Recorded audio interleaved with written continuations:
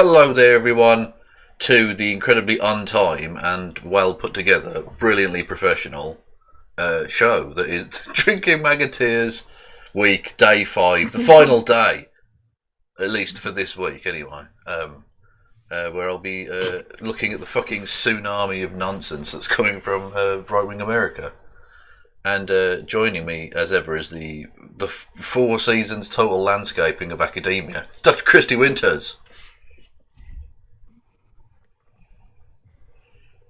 Oi, oi, Kevin. Hope you're doing well. You're cutting out for me a little bit tonight, but we'll just roll with it. Yeah, I mean, by Monday, you're going to have a whole weekend's worth of tears, which will be, like a waterfall. So, because they've just lost cases in Michigan and I think a couple other states. So there are more tears to come. Are there that many other states? I don't even know. There's only like 2 or something, isn't there? I lost count. Much like Nevada, I suppose. Well, they're doing in specific, like they're doing it in Detroit in specific areas. They're trying to target brown people. Yeah, there. I was just gonna say where the black people live. Yeah. Oh yeah, of course. Because they can't handle actual democracy. Only white people get votes that count. Everyone else can try, but only white people's votes count. And I think they're okay with black people having about, I don't know, somewhere between sort of 3/5 and none of a vote. Then they're happy with that kind of range. Yes. Yeah, even that they might find a little bit threatening. Yes. By the way, Haruka in the chat is gonna stalk you until you play this heavy death metal version of the Paula White. Yeah. So if you want to start the show, no, I don't. Because I mean, bless them, they would. I tried, Haruka. Contacted me 20 fucking times yesterday, and it's okay.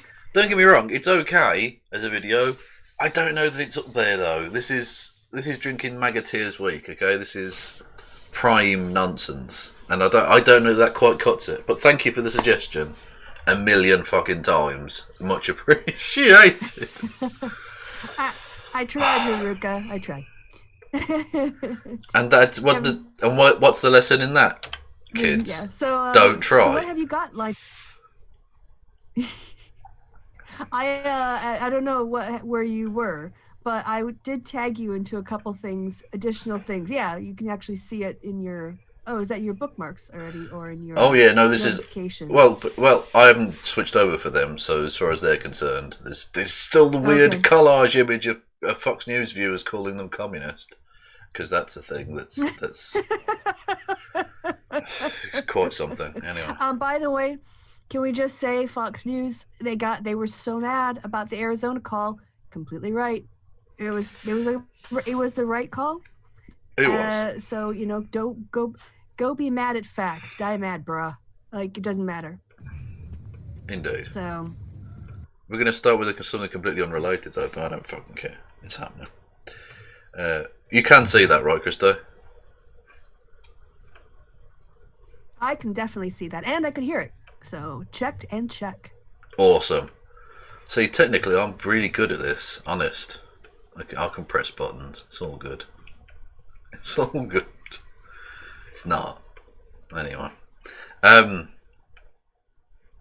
Right. Yes. Hang on. I need to switch over to the thing, don't I? Please fucking work. Oh, you absolute twat. Fucking hate everyone. Bookmarks. Boom. There we go. Fucking hell. Yeah, nicely done. Look, I'm learning from you. Smooth. Anyway, the baby kangaroo. Chasing a person in an actual kangaroo suit. Look, and you can just put them in a bag. Look, they'll just get in a bag.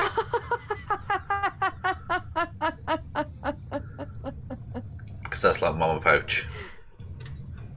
Yeah. Oh, bless. They're like if cats had a weirder shape and were actually willing to jump, a cat would jump in a bag if it was a box.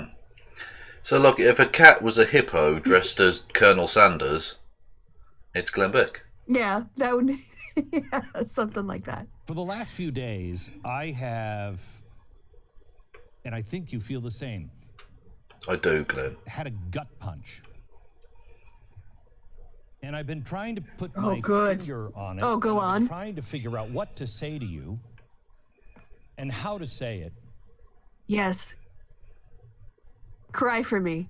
And I think I just Cry. have to say it like this. I don't know about you, but I'm tired. I am worn out. I am fed up. I've had enough. Okay, but I mean, I remember you when I was a kid and you were on Fox News. You were saying the same thing. So I don't know that I can take you that seriously. Glenn, you little bitch. Anyway. This is lovely. I'm loving this. Bring it on. Yeah. Please, more. Yeah. I am tired of exposing corruption, doing our homework, going overseas and having documents translated to make sure they're exactly right, presenting the evidence. We know what's happening, except then once we expose it, nothing happens. Nobody goes to jail. Nobody pays for a damn thing anymore. Oh no, there are some people going to jail, Glenn. Just maybe not the ones you were hoping. I think. Maybe. Yeah. Like, now, imagine, Glenn, imagine your frustration. Of course, what you're talking is all bullshit, but imagine now being black people and their 400-year history in America and the incremental, slow nature of change against white supremacy. You have got like a drop in the ocean compared to the tiredness of how people of color in America feel. So cry more for me, please. This is lovely. I don't know. Look at those eyes, Kristi. Those are the eyes of a man who's experienced lots of hardship. Definitely. Look at him. He's broken. Yeah, with his 6-figure salaries and his global jet setting and his, fame, he's got it really fucking rough. True, but Boo. Kristi, once someone called him racist, so checkmate. Oh yeah, poor. Checkmate. Yeah. But on a serious point, Glenn, please, by all means, keep the tears flowing. It's delicious. Oh, beautiful. Yeah, like you don't always get what you want, white guy. I know this is like a surprise for you. But if you try sometimes, you just might find you get what you need. You just might, but sometimes not. No. Sometimes you can't get no satisfaction. Sometimes you just get made a fool of. Yeah. No. Those are 2 Rolling Stones songs I worked in there. Mm-hmm. You're very welcome. Nice. Very nice. Yeah, Ian Miles Chung is an idiot. Anyway, was going on about people being forced to use pronouns. Never happened. Probably never ever going to happen. Whatever. Was pointed out and then blocked. Copium MAGA, which is especially lovely because they go on to say, oh, where is it? I don't block people. Welcome to the party, pal. Yeah. I've been blocked by Ian Miles Chung for a long time. Him and Peter Coffin too. They both blocked me. So. Talking of which, do you want to get into this, or it's not really relevant to the thing at hand? No. But just Peter Coffin's been going fucking crazy. That's the only thing you really need to know. It's not relevant, but we can get into it. Yeah, I can't even be bothered. But basically, it's they're going crazy. Is the point? Yeah, the Peter, they are just continuing. Well, the latest thing is now I don't know if it was revealed or discovered or if it's just come up again, that they are financially supporting a person. I just know that their first name is Kelly, someone or other, and they're transphobic. And Peter is supporting them on Patreon, and a bunch of people started to call them out on it, and they're like, I'm not going to stop doing what I'm doing. So now they're getting dragged all over Twitter for not only defending like a transphobe, but financially supporting one. So, just like, if it wasn't the Cope dumpster fire, I think it would have been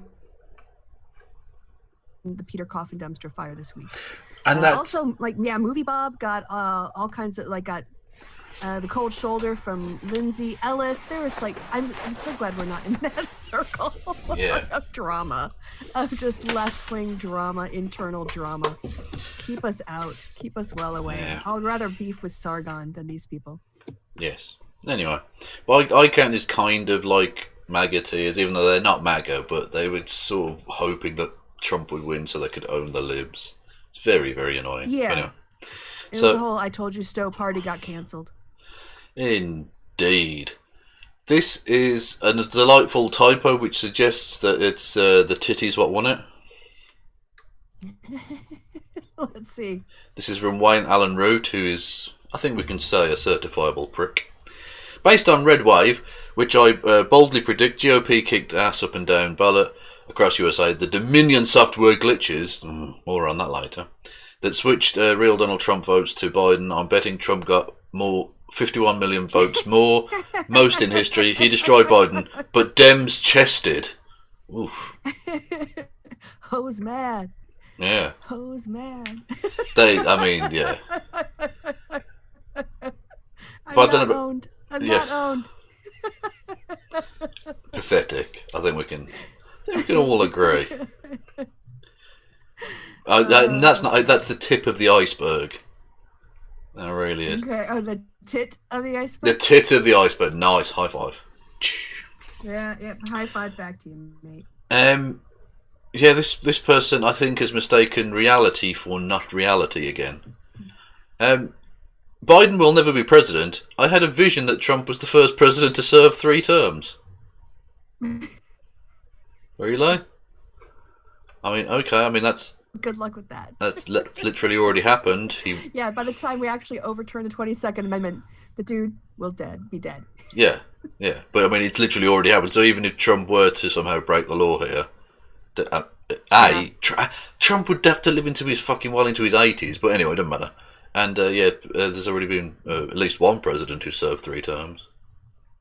His name was Franklin Delano Roosevelt. So, yeah, he was elected to a 4th, but then he died shortly thereafter, right? Indeed, yes. His heart, was it something like his heart problem meant that it expanded to twice its normal size? That's a thing I learned about FDR. He was a desperately broken physical human specimen at the end, just saying. Yeah, he was pretty fucked. But I heard some rumors about how Trump, if you want to talk about copium, here is Trump's copium for his loss in the election. On the same day that he's going to announce that he's accept the results or that whatever, he's also going to announce his 2024 campaign. Oh, for fuck's sake. But the thing is, he's going to be dead by 2024. There's no way he's going to be alive. Or at least, there's no way he's not going to be on some sort of ventilator or something. Maybe an iron lung. Yeah. I don't know. But yeah, that's just, I thought it was hilarious. Yes, I'm leaving the White House, but I am announcing my, bid to run in 2024. Yeah. And that's going to be the way he salvages his ego. But it's not goodbye. Permanent campaign. But it's not goodbye. It's see you in a bit.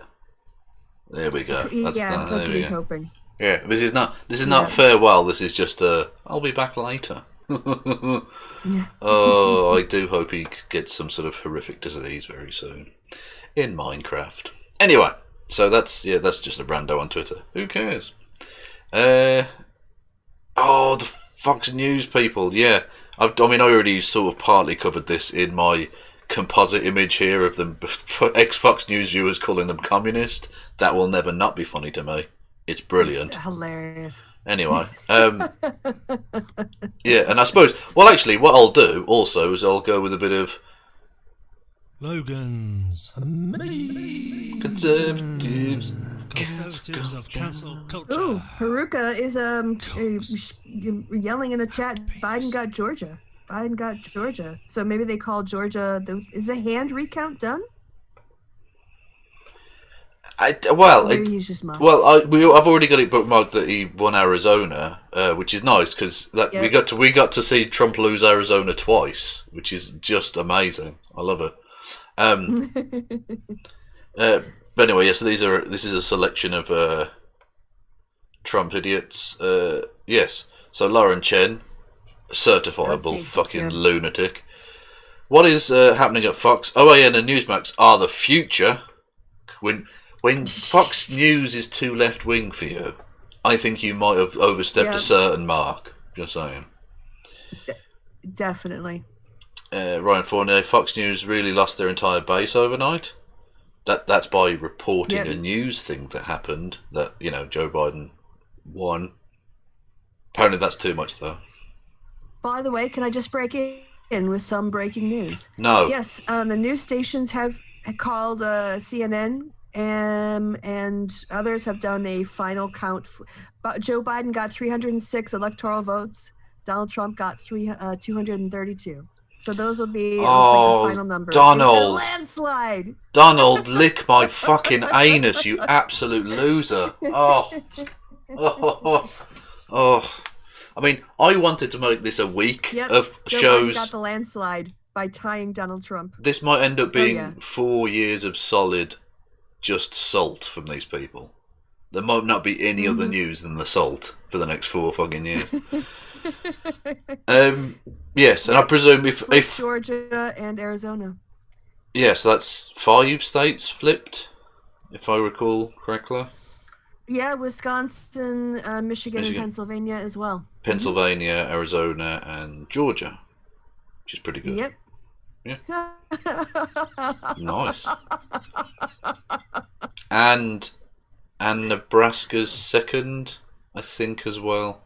But that's only one, so who gives a fuck? Yeah. But still, Nebraska, you're weird, and Maine. I haven't fucking forgot about you, Maine. Re-electing Susan Collins, you dickheads. Anyway, don't matter.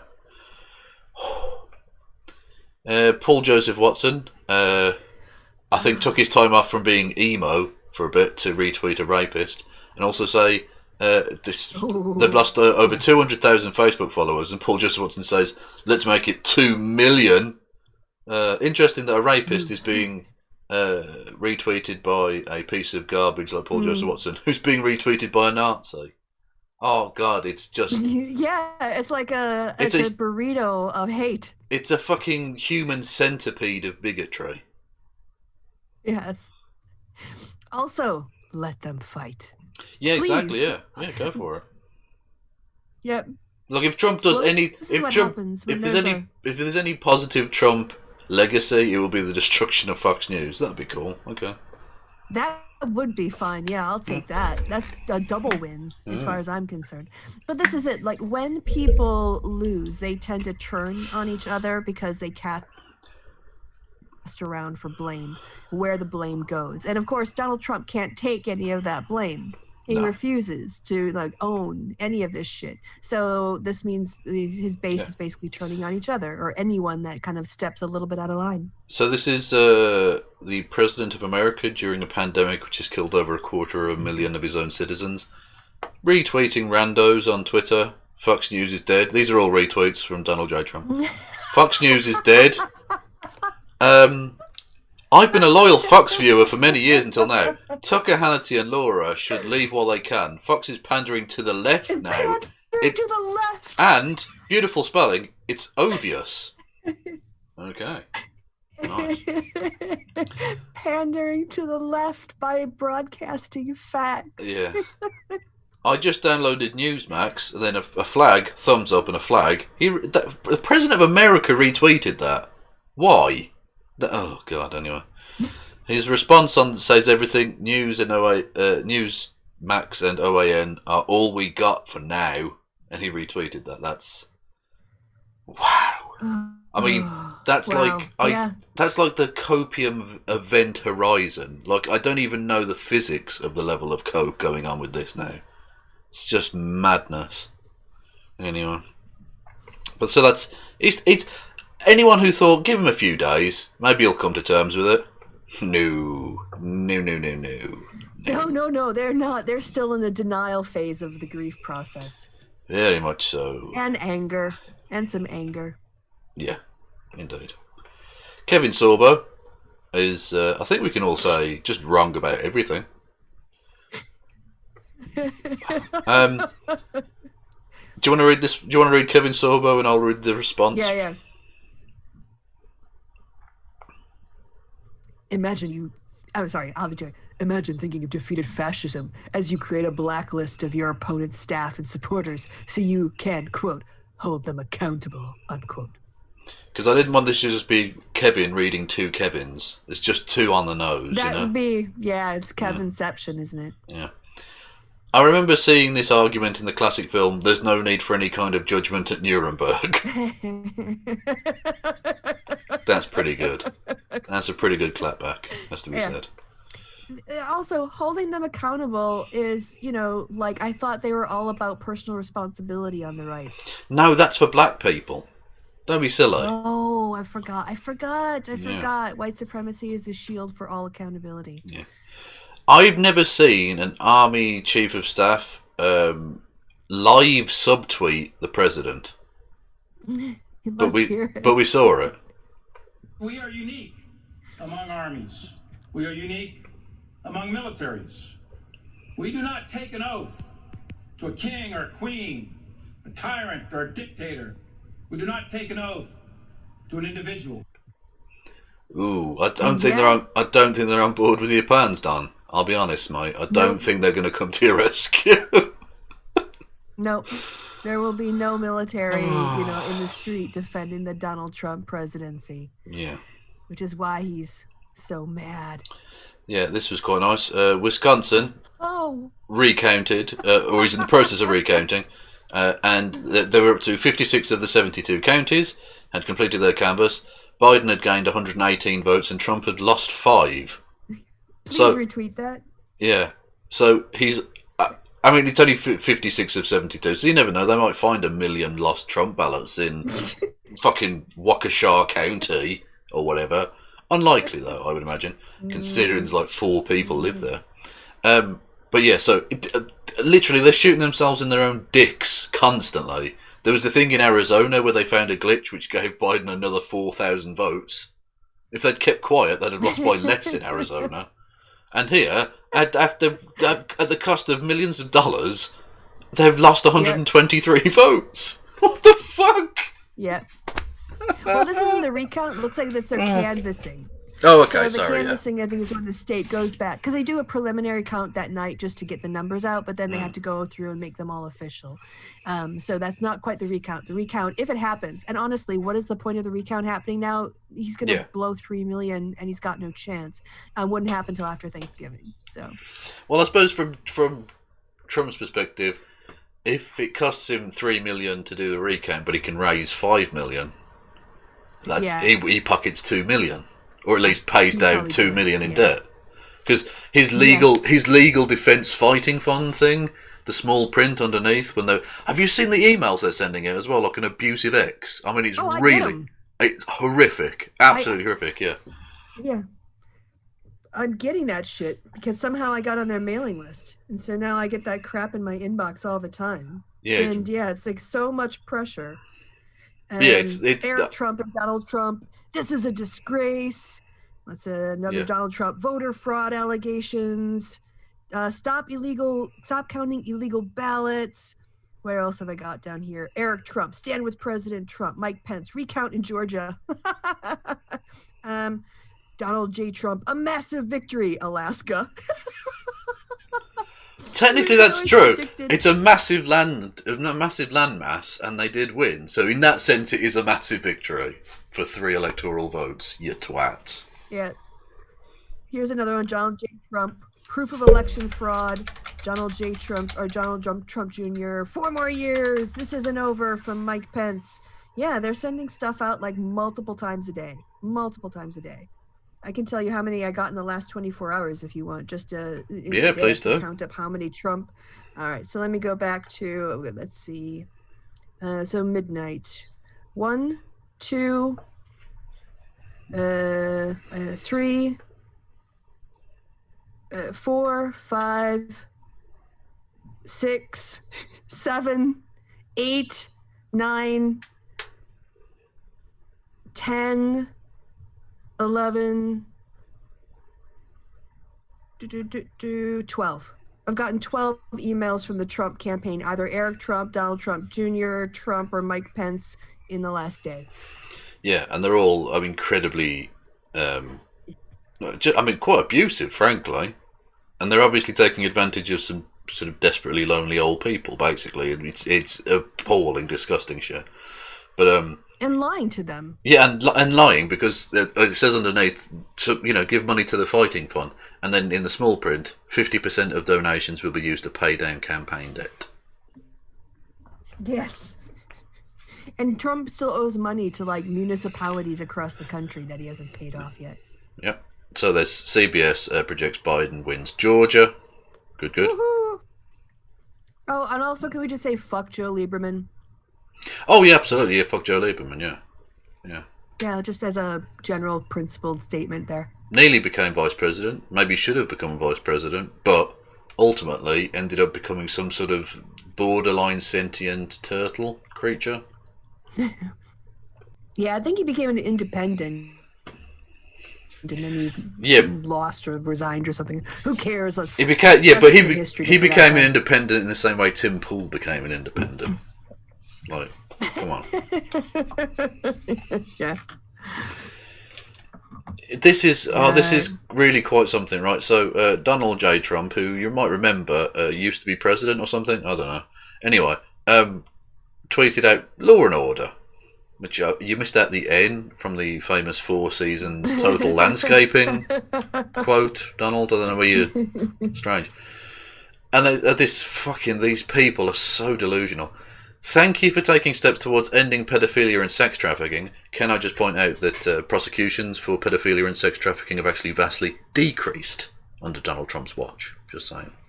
A real man takes a stand against evil, and then this is amazing. An evil man's charters a boat to Epstein's island. You're a good man, Mr. President. Does anyone want to point out to this person that he was literally very, very suspiciously good friends with Mr. Epstein when he was alive, which thankfully he's not anymore. But there we go. Anyway, oh God, what's this? Sorry. Oh God. Oh yeah, the idea that they give a fuck about democracy is just a farce. Do you want to read this one for us? Right.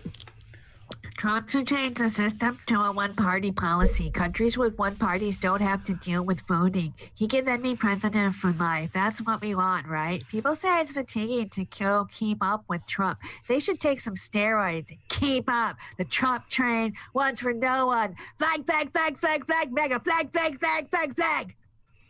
Yeah. Was that good? That was very good. Although I have to ask, why have they got the flag of Liberia? That seems unnecessary. But anyway, yeah, so just the idea that they give a fuck about democracy. Like, they were all like, no. Respect the democratic process 4 years ago when they won. Now, is democracy worthwhile? Should we not do democracy anymore? Yeah. Fucking shameless goons, every last one of them. Anyway, yeah, we've got Jesus Christ. Later on in the piece, we're going to be looking at Carolyn Borysenko's fucking epic tsunami of cope video, which is very fun. But for now, we're just doing bookmark. I'm sorry, I'm just laughing at Haruka in the chat because obviously Haruka has an earworm. They're in the chat going, I hear the sound of whatever, the rain from Africa, I hear a sound of victory. I hear a sound of whatever. I hear the sound of victory, victory, victory, victory, victory, victory. Like, they can't get the song out of their head. They got the earworm so bad. I hear a sound of shouting and singing. Yes, that's it. Thanks. Sorry, go ahead. Trump knows. Trump always knows. They all know. So if they all know, there's nothing special in him knowing it. But never mind, let's not go into logic, shall we? Everything else is softening people up for the cold, hard slap of the reality around the face. Quote, there will be a smooth transition to a second Trump administration, unquote, Mike Pompeo. And that's from a guy who is called... Loser. John the White, Lionheart, hashtag Aslan's Army, and of course, great. they're a QAnon, WWG1, WGA. Yeah, fucking lunatics. Anyway. And on Parler. Well, naturally. I mean, it's like a fucking... It's like... Parler is like a lump of shit to Nazi flies. I think it's the best analogy I can think of for it. Hello? Yeah. Sorry. I was just blowing my nose. So I muted myself. Because you guys don't need to hear that. Well, I don't know. There might be some weird kink people in the audience. And I like to. It's I like very to. weird ASMR. I like to accommodate even the weirdest of people. Anyway. Well, I mean, you've got your Mitch McConnell Waddle / Piers Morgan Waddle. Nothing weird about it. It's in the Bible. It's fine. Yeah. Oh God. Fucking hell. The Ben Garrison. Never concede. Never surrender. You larpy twat. You draw shit cartoons. Just like fucking behave. Yeah. Also, like, democracy requires, like, a peaceful transfer of power requires that you give people who won the election a chance to rule, because that's what the people wanted. I know you don't like it, but by denying that, you're actually going against the Constitution. Oh, look at Just pointing that out. Crope here. They've changed their name to President-Elect Gur. Oh, fucking hell. Oh. Cry more for me. Oh, Cry Ben. more for me. Inject it into my dick. Oh, God.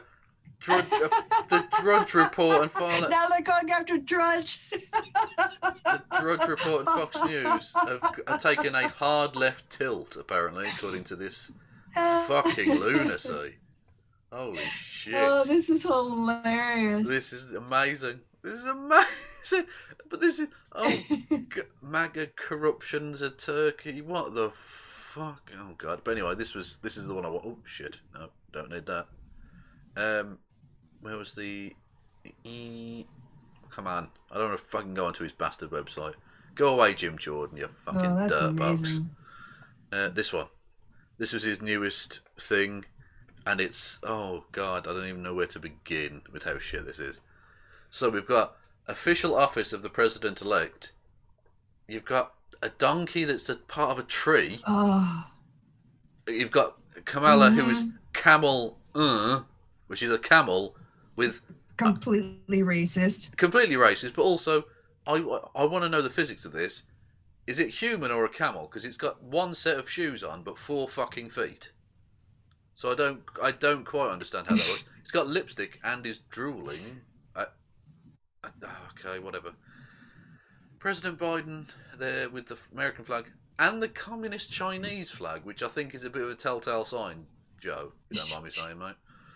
Our 46th president be thirsty for Biden, which is ironic given the fucking absolute thirst that Ben Garrison has had for Donald Trump. Basically, I think since forever. A done deal, don't doubt, legit, unite as a nation, historic, it's real. So many words, Ben. Just write a fucking essay. And then the Blue Mirage. And you just, this is all shit. And you've got Pelosi and Obama in the trees? Yes. No, lurking. Because women and black people are dangerous. Yeah. He's a fucking racist piece of shit. It's so bad. It is so boomer. Oh, fucking hell, Ben. You're so shit at this. I'm not owned. I'm not owned. I'm not. No, absolutely not, Ben. You, whatever gets you to sleep at night, chap. Anyway. So that's, Ben Garrison, again, not dealing with it brilliantly well. I think we can safely say that. I mean, I'm not entirely sure what the purpose of any of this is, but this is from Richmond, Virginia, which is a real place, where the MAGA fucking idiots took over an intersection and started chanting a random year. Okay.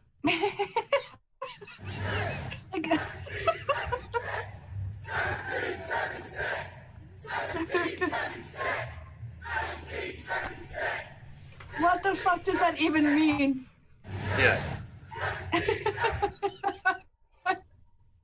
Yeah. Also, you larpy dipshits, none of you are going to start a fucking civil war or a revolution.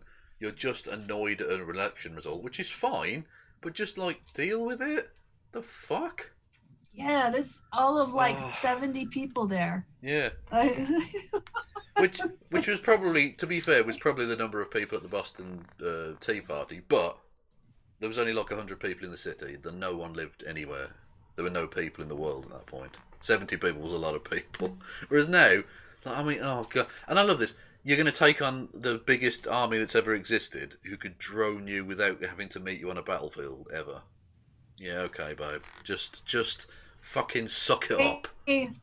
Yeah, they should be reminded of all of that legislation Republicans passed saying it was fine to drive into crowds that were standing in roads because they were cheering it before. Yeah, the dickhead in Florida, DeSantis, or whatever his name is.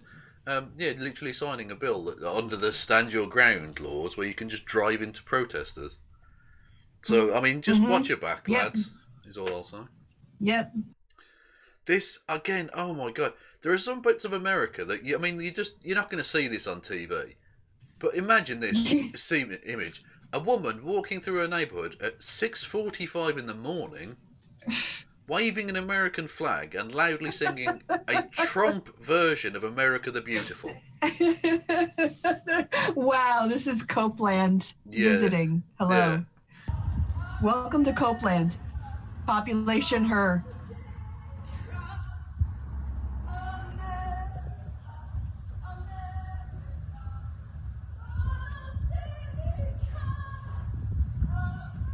Oh my God, it's offensive how she's singing. Yeah.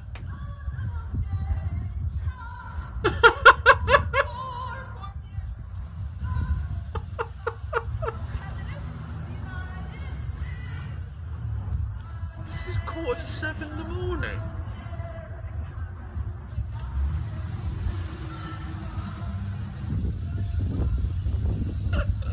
Anyway, you can't really hear a lot after this when the wind picks up, but yeah, just wind suck. That's amazing.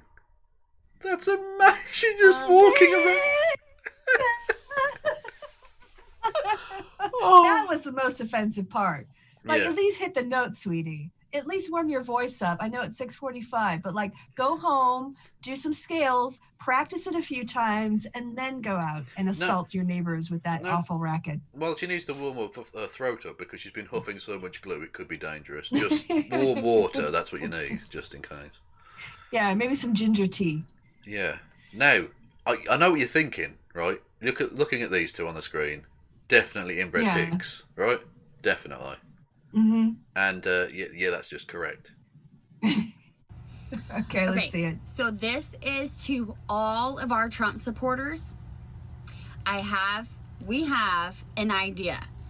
If Trump runs for governor, we can all move to wherever he goes, and it'll only just be us. We don't have to worry about Democrats. We don't have to worry about nobody. He can run as many times as we elect him. This has to get to Trump. So whoever sees this, like it, follow, let's come together so Trump can find this video and he can see it, and maybe he can run for governor, and he will have all of us supporting him. Amen. And nobody can touch any of us or him or whatever the case may be. So please follow, share. Let's get this to Trump. Trump 2020. Yay, yay. Whoop, whoop. Do we think they're related? Do we think these people are related other than as man and wife as well? Oh, I'm still blown away by the idea that they're just going to want to take over a state. Well, it's basically right out of Richard Spencer's playbook. Just give us Florida, just give us Alabama, just give us some place where we can call our own. Well, yeah, I mean, you've already got North Dakota, so you can just go there and there'll just be other white people. It's fine. I think America, to be honest with you, I think America would be happy to get rid of you. You can have your own independent country. But trust me, we are then building that fucking wall around North Dakota. We're going to build a wall to the world, yes. Yeah, someone pointed out some guy wants to, succeed, as you showed in your show last night. Mississippi wants to succeed from the United States. So let them. Like I said, we'll have a refugee program. We'll pay and we'll do stuff to get people who are good people want to leave, keep their American U.S. citizenship. And then, just let all of the Hicks flood into Mississippi and then have them complain about white people immigrating into their country. Yeah, but this is I have to point it out, and I don't mean this to be rude, because, it's just a fact. What the fuck do the people of, say, Mississippi or Alabama or Kansas think they're financially contributing to the United States exactly? That means that they could become independent. They got nothing. They would be a third world country in no time. Yep. Yeah. Like, as much as you don't like the coastal elites, it's California and New York paying for you. That's just how that works, okay? Yeah, I mean, when Kansas Republicans actually tried to run a state according to their fiscal principles, it became so financially disastrous that people turned on them and started electing Democrats in Kansas. Yeah. So, there's that. Anyway, so we've seen Hicksville Karen here, but not to be outdone, Britain has brilliant idea. Britain has our own. We've got our own breed of idiots too, and this person, I'll let her speak for herself. Okay, everyone's telling me to calm down. I don't want to fucking calm down, okay? It doesn't mean I'm giving up on Trump. It doesn't mean that I'm not going to be backing him. I'm backing him. I'm just fucking pissed, right? Pissed. I cannot stand cheaters, and I cannot stand people that don't critically think about things. I mean, I don't understand anyone that can look at this process and go, yep, that looks fair to me. Oh yeah, that looks like it should be the way it is. I mean, really? How dense and fucking stupid do you have to be to not understand that there has been fraud? Really? And I mean, I'm actually madder at the mainstream media than I am at anyone else, and at parents who bring their kids up and treat them like they're kings and queens, so that then they feel guilty for the rest of their fucking lives, and then they end up voting for stupid people like Biden. What the fuck is she talking about now? She's off on a tangent. Also, there are no judges.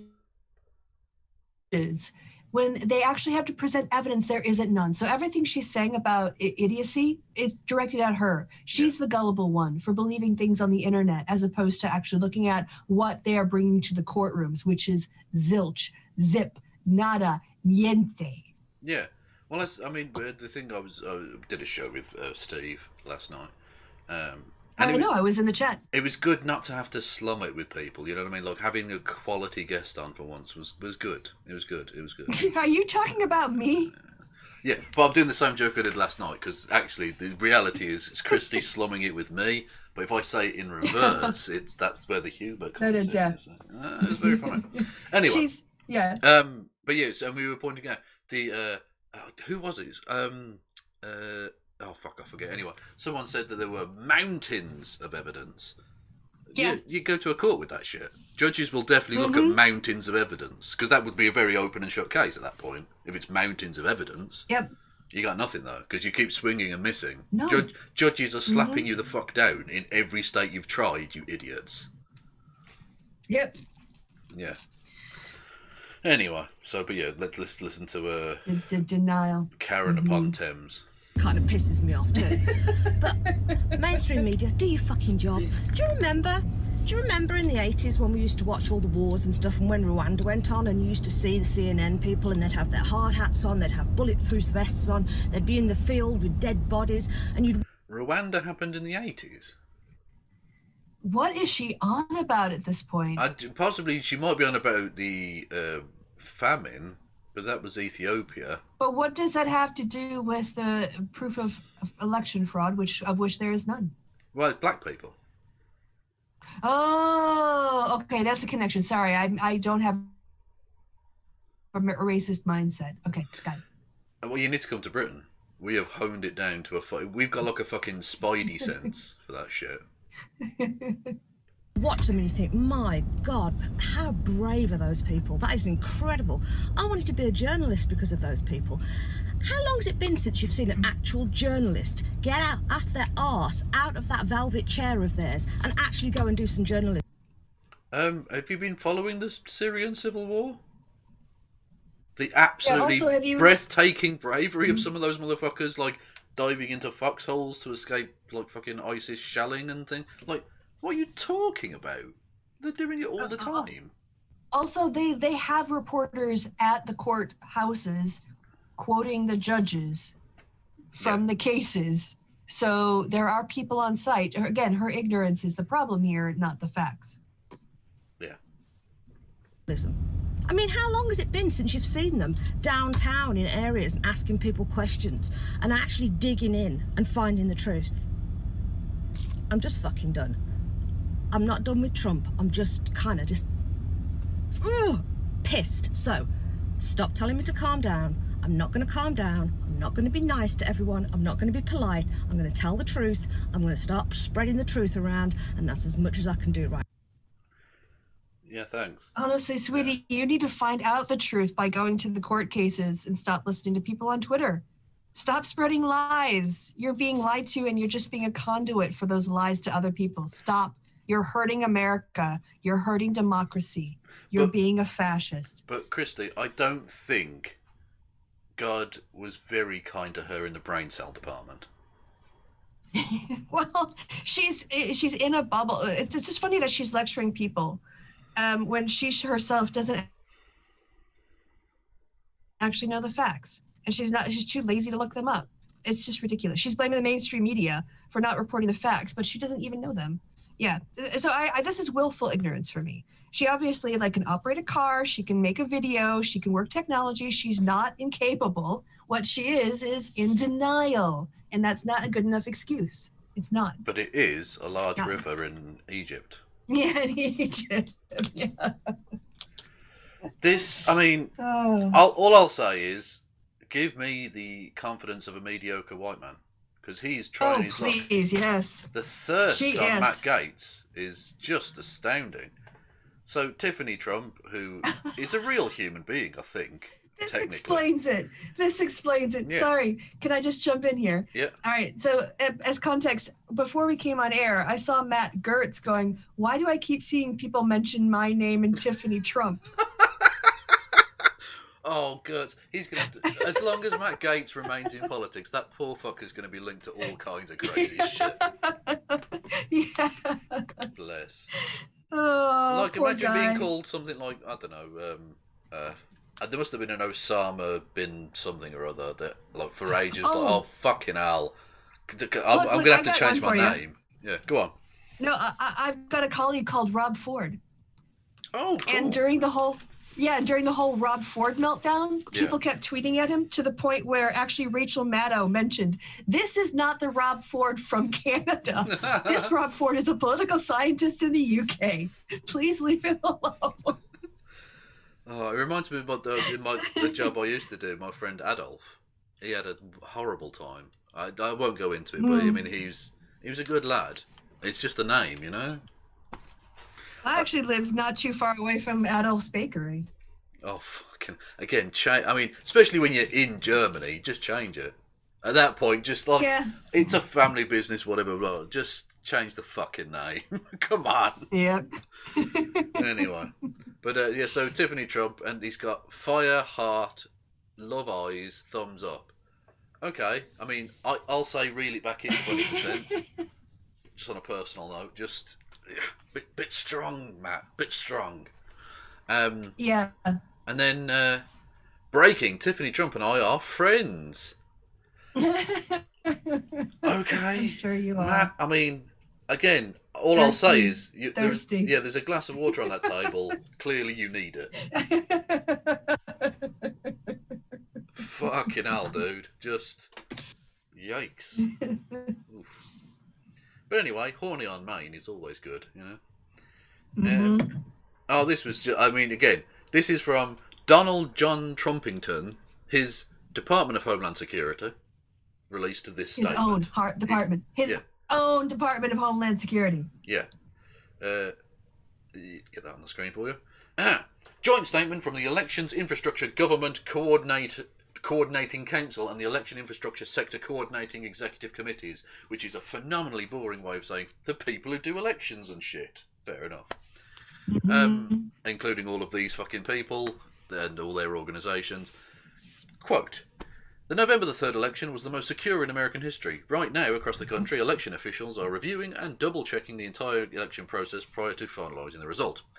And I love it, they even put this final sentence now in bold, right? When states have closed elections, many will recount. All of the states with close results in the 2020 presidential race have paper records of each vote, allowing the ability to go back and count each ballot if necessary. This is an added benefit of security and resilience. This process allows for the identification and correction of any mistakes or errors. In bold, There is no evidence that any voting system deleted or lost votes, changed votes, or was in any way compromised. Unquote.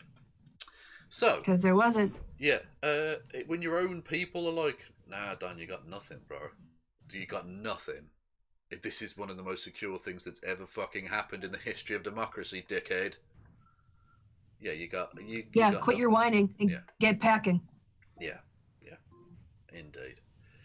Oh God. When Trump sends his people, he's not sending his best. Or maybe he is. Maybe that's the problem. Maybe this is his best. I don't know. But all right, let's hear it. Yeah. Oh, actually, before the Facebook group, did you see the recording thing the person did in our Facebook group?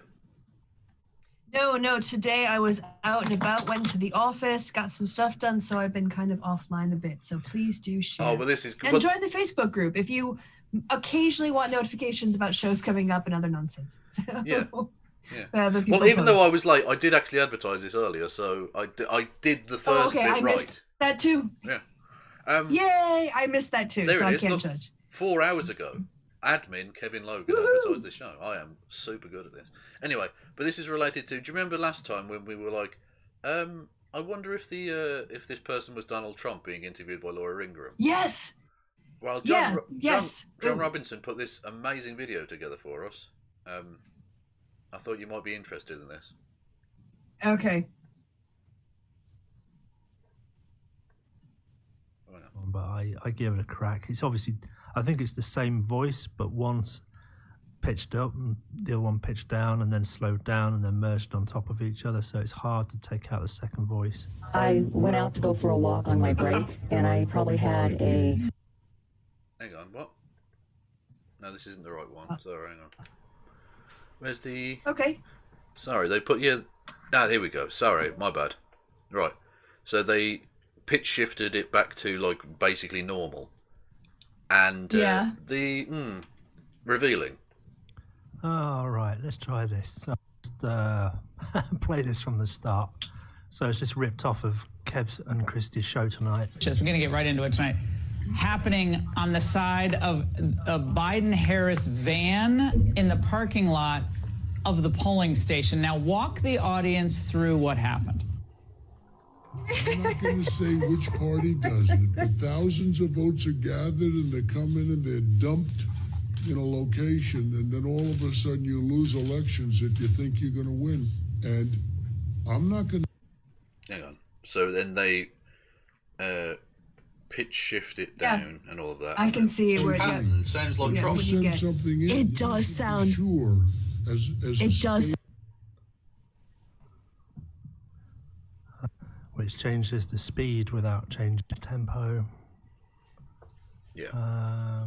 Percent change. 10%. Now let's no need to play. Well, let's play the bit beforehand. Walk the audience through what happened. I'm not going to say which party does it, but thousands of votes are gathered and they come in and in a location, and then all of a sudden you lose elections that you think you're going to win. And I'm not going to stand for it. Well, I don't know. Our voting system, first of all, we should have voter ID. When you vote, See, you this should have the voter speech ID. pattern sounds like If Trump. you send something in, It does sound. sure. As It a does state sound and as a exactly like country, Trump. You should be sure that that vote is meaningful. And it's not just Jesus, made that's so funny. fraudulently, 'cause there's a lot of fraudulent votes. I see. You should send that to me as a file. You should get that out on Twitter. You should really get that out on Twitter. Yeah. I think a lot of people would want to see that, John. If you don't have your own account, if you do have your own account, tag us into it, and we will share it because that needs to be shared around. That is amazing. Because that's Donald Trump. The person being interviewed Yes. in that fucking video is Donald Trump. Because Yes. no one. This is the thing. For the first few years, it was impossible to get like a proper satirist to go with it because his voice is so strange and unique that even good voice artists couldn't quite get a good Donald Trump going. So there's no one who talks like Donald Trump. Yeah. Thankfully. Yep. Anyway, but yeah, so I was just reminded of that because they're interviewing idiots on Fox News, so instantly my mind went to Trump. Anyway. Yeah, that is amazing. No, I'm sorry I missed that earlier. Please do circulate that. Yeah. So so I worked a 24-hour shift. I started at 6 a.m. and I got off at 6 p.m. or 6 a.m. The next day. So I started at 6 a.m. November 3rd, got off at 6 a.m. November 4th. So I was there during their day shift and their night shift. The city provides the workers with food for their shift. Well, they only had enough food for 1/3 of their workers. Boy. So that is the reason why they were claiming that these vans were brought in. But these vans did not have food taken out of them. So she makes the claim there. These vans did not have, I mean, even in a stupid way, these vans did not have food taken out of them. Okay? She made that very clear declarative statement. You just fucking heard her. Even Lou Dobbs manages to pick apart this incredibly intricate web of lies. And the vans that showed up, they were supposed to be filled with food. What did they have in them? Do you know? I never saw anything being brought out of the vans. I know that whatever was being brought out of the vans was being brought out of the back of the vans, but I was not allowed over in that area at all. But the vans were definitely not big enough to be carrying enough food for 2/3 of those workers. And they couldn't have had any other vans arriving at any other time. That was the only time they could possibly have had vans. She's an expert in van size. Arriving. But yeah, she said they definitely didn't have food in it, so what did they have in it? I don't know. Yeah. So it could have been food then. Yeah. You didn't see what they were taking out. We've got the falling expert, now we've got the van size expert. Yeah, but even if it was, like... They have enough food for everybody. Yeah, exactly. What are they expecting to build, like a big fucking 16-wheel articulated lorry of food? No, they probably had 3 or 4 vans that came at different times to deliver food for people. I would imagine. I mean, if I was a logistics person running the Detroit fucking counting office, I'd be like, probably get 3 or 4 vans. That'll be enough, won't it? Yeah, okay. Look, I didn't see anything, but I'm gonna make up that I am suspicious about something. Yeah, exactly. Yeah. Well, that's the absolute. That's the kernel of nonsense around which Trump has built the entire argument. Is that well, it looked a bit suspicious, did it? Because that's what you've described is a van turned up at a place. That's literally the end of that story. You don't know anymore. Why are you on the fucking news? This isn't you. You don't know yet. Oh, apparently Karen Strawn's got an election video. The speaker box says, "Can y'all react to Karen Strawn's election video?" Oh, we can do if you want. Yeah. I don't mind. I'm sure it'll be absolutely fucking belting. Yes, Haruka. Yes, Haruka. Thank you. The audio was added in by Sam Cedar as a joke. Thank you. Yes. What audio? So that apparently the audio of the Trump was added in by Sam Cedar, according to Haruka in the chat. Really? Yes. How do you know this? What? Well, ask Haruka. Haruka in the chat is doing all caps, but at least they've moved on past the sounds of victory. So okay. Well, that's okay. Fine. Whatever. Yes. So then it would be yes. It absolutely was Trump, and John was right. But it was just on the Sam Cedar clip that he was right. Okay, right, good. Parler is interesting. Maria Bartiromo or whatever have the Bartiromo. Oh God, apologies to all Hispanic people ever. Right, massive national security issues. Massive. I'm told, dirty Venezuelan and Cuban money behind Dominion. The software has components from China, because apparently components, if it really matters where they come from. I've always found that. This is about to explode. Can I tell you what also has components from China? Yes, please. Red MAGA hats. Well, they have 100% components from China. Yes. Absolutely. They're made in China. Yeah. All Trump's shit's made in China, because he does course the he very is. thing. He does the outsourcing's really bad, but I'm literally gonna have the people at my rallies wear hats made in China, while saying it's bad to have stuff made in China. Also, apparently, she's Italian. Italian. Well, Maria. apologies to all people of vaguely Romanesque lineage. Descent. Yeah, fucking hell. Apologies to the Etruscans, who, as we know, were decadent sluts as well. That's definitely true. That's a callback to that's a primo vintage Old Aurelius. Vintage Aurini nonsense there. Aurini, Davis Aurini, yeah. That's a deep cut of Logan Law. Is all I'll say. You degenerate sluts. The most degenerate sluts since the fall of Rome.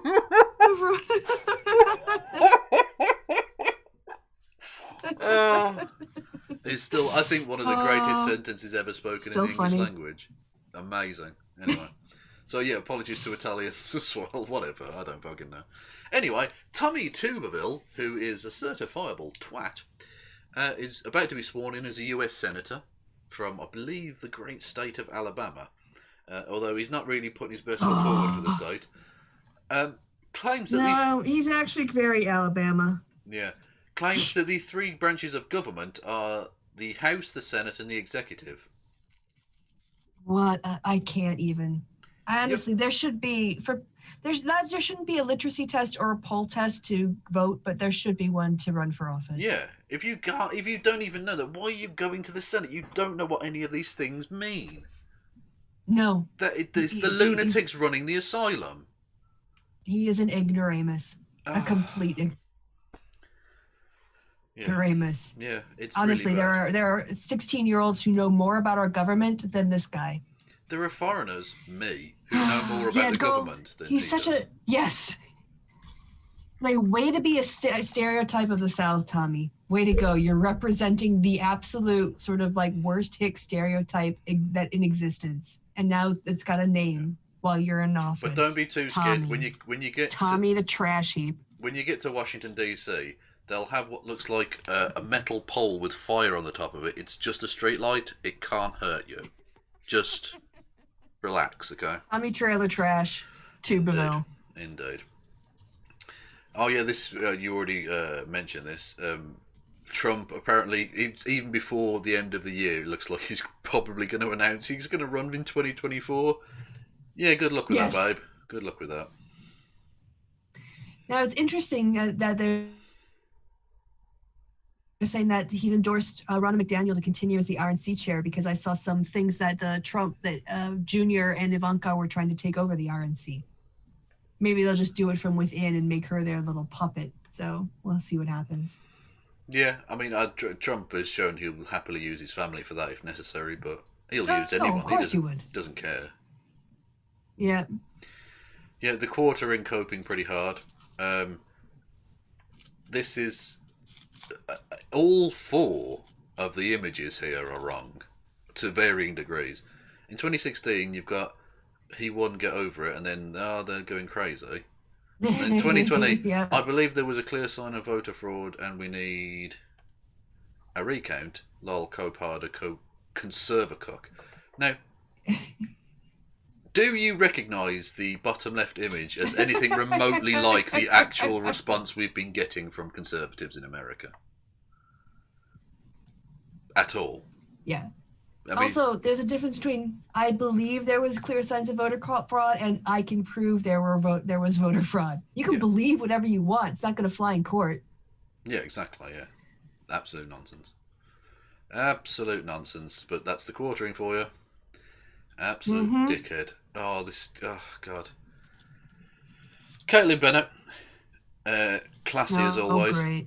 The difference between Republicans and Democrats is that Republicans vote based on what can go in their wallets, while Democrats vote based on what goes in their butts.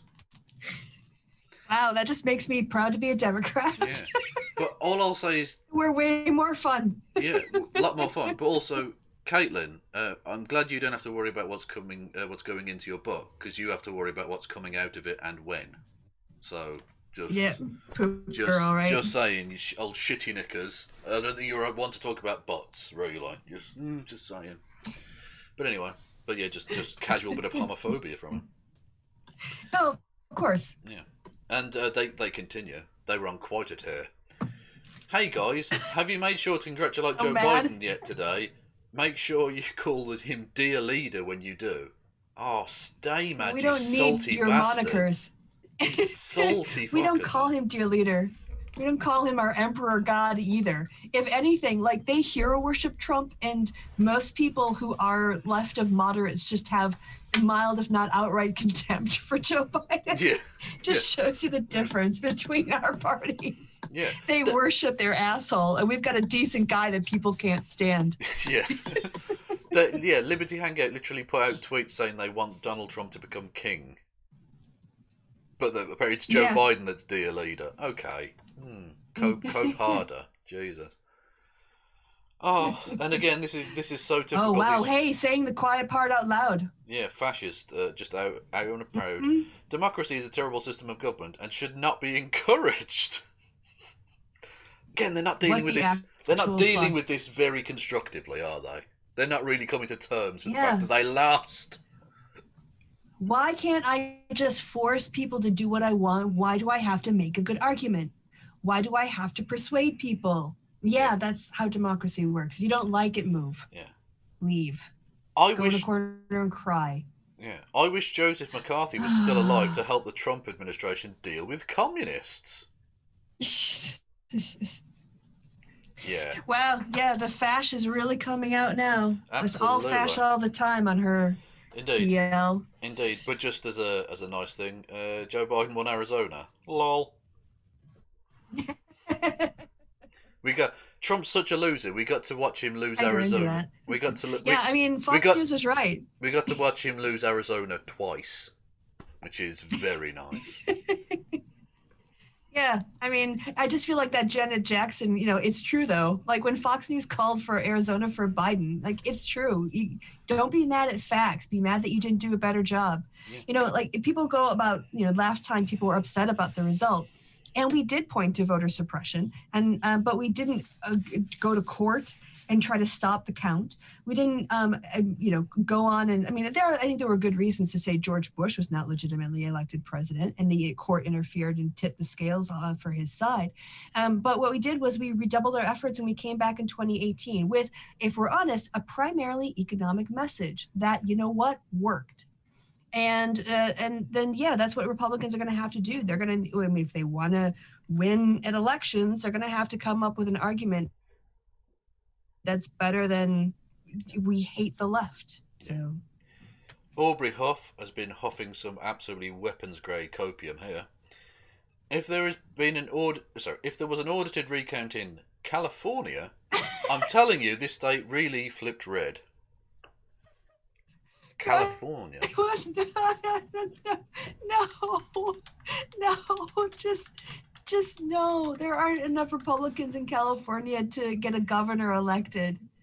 Is the state legislature now entirely run by Democrats as well? I don't really pay that much attention to California. I'm not sure, but the presidential election, there's the results there.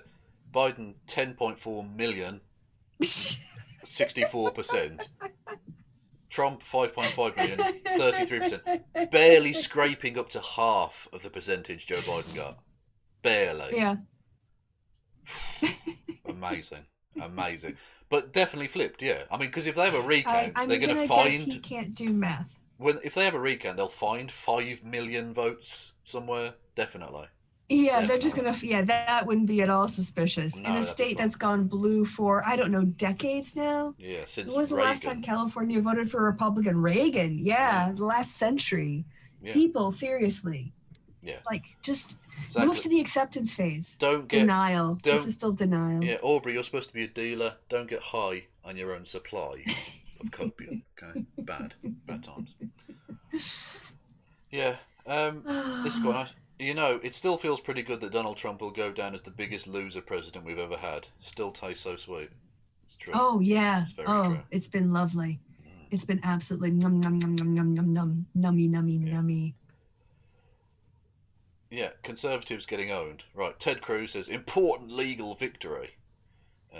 Josh Shapiro, who's a Pennsylvania lawyer or some shit. Yeah. Anyway, Councillor, I figured you knew how to read a judge's order. Let me help you. 1, it's a narrow ruling on very few ballots. 2, doesn't affect ballots received by the 6th, so 3 days after the election.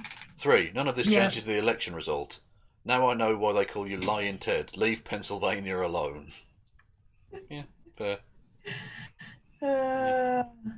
Oh, by the way, if you when you want to go to your notifications, because I did you put that in your thing, the Lieutenant Governor trolling that I tagged you into? Where's this? Is this the thing? If you scroll down, yes. Trump yes, eliminates voter fraud hotline. No, well, that is also awesome. Okay.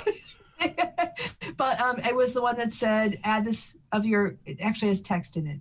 You already passed it. Oh, did I? Sorry. I don't see anything from you. Where are you? Oh, there we go. Sorry, right, yes. Please add the Lieutenant Governor of Pennsylvania trolling. Okay, do you want to tell us about this? Yeah, okay. First, click on the Dan Patrick one. Right. And then, let's see, scroll up. Yeah. And, so this is basically it. This is a fight between the Pennsylvania Lieutenant Governor and the Dan Patrick of Texas. So if you click on the one that says, he says he'll pay $1 million, right? Governor Dan Patrick says he'll pay $1 million to get anyone who reports voter fraud. Now please go back.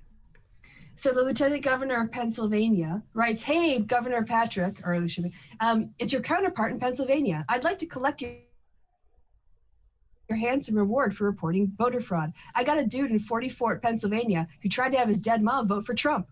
I'd like mine in a Shit's gift card, please. P.S. The Cowboys blow." Oh, Eagle Slam! Eagle Slam! Oh, NFC East Slam! Sorry. So if you scroll down, sorry, don't go back yet, but scroll down. Faith in the electoral process is a serious issue. Transparency is critical. PA Dems brought this on themselves with last-minute changes to election laws and counting ballots behind closed doors. Respond to the reports. Answer the questions. Stop the snide put-downs and get serious. Okay, now you can go back. Okay. And that's... So... Oh, go on. Yep, so then the PA Lieutenant Governor replies back, "First, thank you for unifying Pennsylvania during this divided time that the Cowboys truly blow. My dude, They do. You put out a national call for voter fraud, and I delivered. It was a dead mom voting for Trump. Your generous reward will go directly to the Greater Pittsburgh Food Bank." Nice. I like it. I'm enjoying this. So yeah, that I thought was very funny. Lieutenant Governor's beef off. I'm here for a lieutenant governor off, so to speak. Yeah. Yes. Absolutely. 50 lieutenant governors go into a ring. Only one survives. Yeah, I'm here for it. Are they lieutenants governor or are they lieutenant governors? I don't know. I think they might be lieutenant governors. So I think it's governors. Yeah. Unlike attorneys general. Unlike attorneys general, yes. Or it's RSBI, baseball statisticians. Don't fucking start with me. The ins are not the fucking plural, it's the runs. Don't be dickheads. Anyway, talking of dickheads, Nigel Farage says Biden is bad for Brexit. So that was a little break that I wanted to throw in. That's fine. Yeah, Biden is bad for Brexit. Yeah, awesome. Yeah, you don't need to sell him on me anymore. Trust me, I'm already on board. Thanks, Nigel. Consequences. Yeah. Like not everything is in your hands. You can't control everything. So too bad, so sad. Yeah. Also, he remembers that racism. So who was that said that horrible racist thing about Obama? The guy who's currently the Prime Minister. That's going to go down really well, especially because you know the Vice President-elect is like a black woman as well. So that's when they meet, that's going to be a really friendly, warm embrace. I'm sure that can only bode well for diplomatic relations. I'm absolutely certain. No, we're fucked. We are majorly fucked. But that's what you get if you shoot yourself in the foot. Don't expect to be able to sprint. You know what I mean? Like, yeah. Yeah. It says, without Trump in the White House, I fear for the future of Brexit. This is where we put our heads back and laugh. Yeah. You fucking bet all of your money, literally, you put fucking 10 grand on it, but you put all your eggs in the basket of Donald Trump, one of the least stable or reliable human beings ever. Yeah. You fucking irresponsible turd. What did you think was going to happen? Yeah. Yeah. Amazing. Anyway. A story in 4 parts. This is so delicious. Right. Okay. This is from the Donald Duck win again. Hope you guys are stocked up for the Boog. That's the Boogaloo, which is the Civil War. Oh, you may have heard of God. Boogaloo Boys. They're trying to inspire a race-based civil war in America. But anyway, so that happens, right? Now, I wouldn't have noticed this necessarily, but you may notice on the thing it says blank on these boxes. Right? Okay. Is this some sort of blanks. Is this some sort of sick joke, or am I missing something here? Those are blanks, right? Wait, what? Oh, fuck.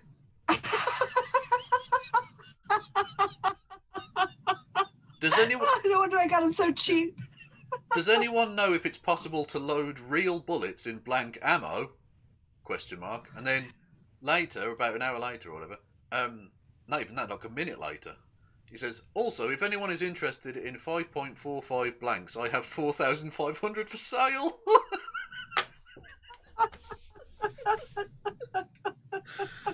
Yeah, bravo. I mean, again, when Trump sends his people, he's not sending his best.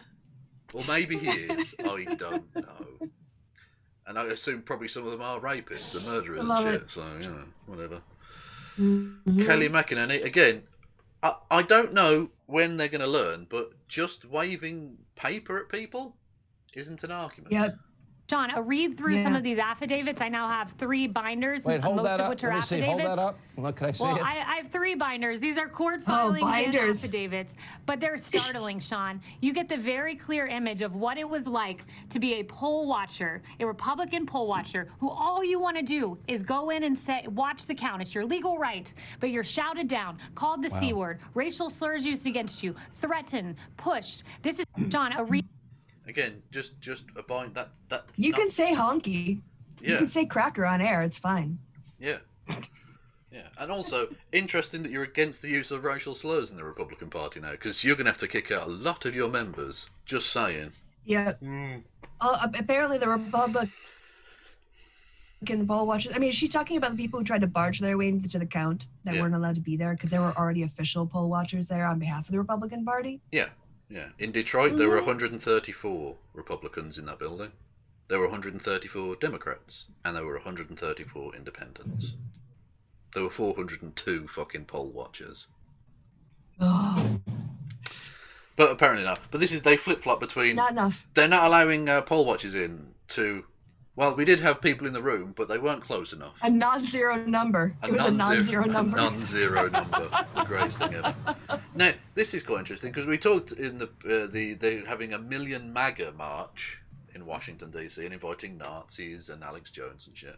And then, but then the more, I dare say they would describe them as cucked conservatives, the more conservatives rather than outright Nazi conservatives, are having a Defend Democracy rally, which is funny because they're trying to overturn an election result, but whatever.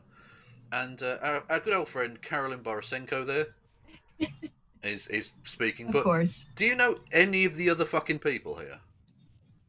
Never heard of any of these people. I don't know who any... I think I've vaguely heard of Brandon Stracker, but that's about it, I think. I don't know who any of these other people are. Hang on. So this is our alternative to the far-right rally? This is our alternative far-right rally? And I don't know who these fucking people are. I genuinely... I mean, again, if these are your big guns, I don't know that you've got much of a chance on this one, really. No. Anyway. Very niche market there. Yeah. And we're gonna. Do we want to look at? I suppose we can look at both, but it might be run quite long. Do we want to look at Strawn or Borysenko or what? At some point. Well, let's get samples of both. Yeah. Then Karen Borysenko again. me trying to explain to people that the media are not primary sources. Okay, I mean that's it's kind of boomer, but I don't whatever. know that anyone's saying that. Yeah, but also the media are not primary sources. Okay, they're not. But Okay. then, holy motherfucker, that shit. The source for that is OIN, which is, I believe, a media outlet. Crazy times. The double think. Yeah, they have crazy. two brains. Yeah. They have two brains for things they like and things they don't like. Yeah. Oh, this is just, again, just rub it in. Biden became the first presidential candidate in US history to surpass 78 million votes, which is a fucking staggering number of people. And then Judge Como says, so tired of winning. Oh, nice. Oh, rub peanut butter on my nipples. Oh, yeah, beautiful. Oh, by the way, I just want to say Lincoln Project is going into Georgia. They're targeting Georgia now for the race. So they've already moved on. Like, they're like, okay, we got Trump, now we got to get these seats. You know, they're already organizing. So, yeah. Yeah, good. Not organizing, but they're going to be doing their thing. You know, they're targeting. The copium that some people are engaged in borderlines on some sort of psychosis, frankly. This is amazing. Rob Counts, which is ironic. What a name, Rob Counts, because they're literally trying to do that. But anyway, citing the horrific Epoch Times and this nonsense, they're now claiming that Trump has pulled ahead in the Electoral College. Because he won Alaska, but they won't accept the media calls from the other. Yeah, exactly. Yeah, Georgia and Wisconsin have been called for recount, the recount party, and Pennsylvania, Michigan, Arizona, and Nevada have gone to the judges. It doesn't change the results until after the recount. Yeah. Indeed. So that's. It's a tie. No, it's not. Yeah. Just do a timeshare. Just do it. Trump gets it Monday through Thursday, and then Biden gets it weekends. Yeah, you know. Again, the Trump campaign had to shut it down and start a fucking third fraud hotline. That's how many pranks they were getting. Apparently, the Hamburglar has become like a national meme in America now. Just ringing up. Should I check that number? Yeah, go for it. Should I call it now? If you wanna. Okay. If you want to pay the fucking roaming charges from Germany, yes. Although you've probably got some sort of American thing, because presumably you call America relatively frequently. Plus 202. What's it? 499. 499. Let's just see if it's. We won't get anyone right away. 4921. Okay. I'll go ahead and I'll put it on speaker. Oh, see if it's actually the Trump. Oh. It's calling. Der gewünschte Gesprächspartner antwortet nicht. Bitte versuchen. Hold on, I think I need to add a 1. Plus 1202 499 49. I was about to say, Trump's hold music was really weird there. Fucking hell. Thank you for calling the National It is.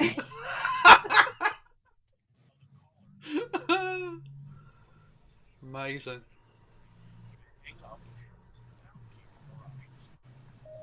I voted for Biden, and I'd do it again.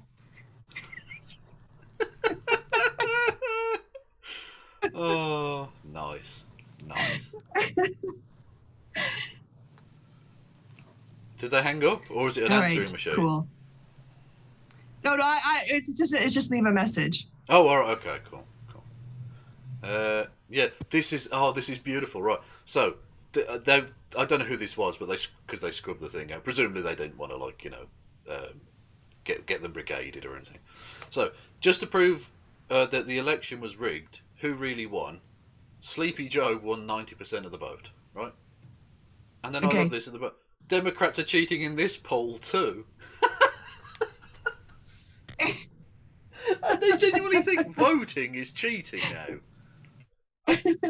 Yeah, you put up a public survey and you get the results that people voted for, and now Democrats are cheating by voting. Yeah, amazing stuff. Oh, where are we? Right.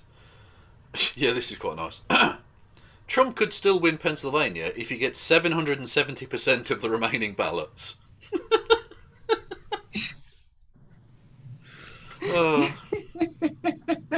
Yeah, look, he needs 770.4% of the remaining votes.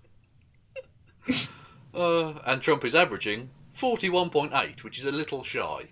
A little bit, not quite reaching the mark, you know? Shame. Oh, this was nice. Lawrence Fox, fascist piece of garbage, twathead here in the UK, got dropped by his agent over the phone.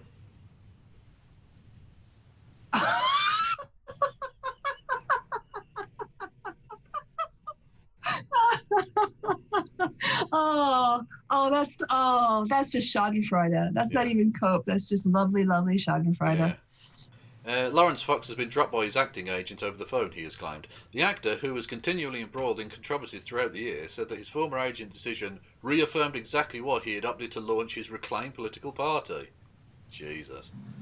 In September, Fox announced he was launching a party to fight the so-called culture wars. The group was described by one Westminster source as basically UKIP for culture. Oh, God.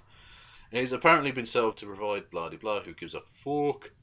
I want to thank my acting agent who let me go on the phone just now for reaffirming exactly what I'm doing. Still waiting for a single example of anything I've said or done that could ever be deemed racist. Will continue to fight for freedom, fairness and common sense. Ugh, you absolute shitbag. But anyway, yeah, so he got shit canned because he's basically cancer. So that was funny. Mm-hmm. Yeah, this is... when copium turns into something genuinely very offensive. This is a thing that one can actually buy. The new star of what? Donald. Donald? Oh my God. Oh my God. Seriously? Has your name been put on the naughty list this year? Proudly wear this 100% cotton t-shirt featuring a stylish badge that will be sure to keep you warm on cold, cold nights. And it's a Trump. It's a Jewish star with the Trump. Trump in the kind of Yiddish script or the Hebrew script style. Like, you just stop. Fucking piece of trash. Stop. Yeah. If you wanted me to think less of you, you actually were successful. Amazingly, I now think even less of you, you piece of shit. Yeah, I mean, the Trump people are nothing if not consistent. Disgusting. Garbage. Fucking disgusting. Yeah. So, yeah, I'll put out what the actual fuck... And we need not a really nice piece of palate cleansing from that, so I give you Fluffy Penguin. Okay.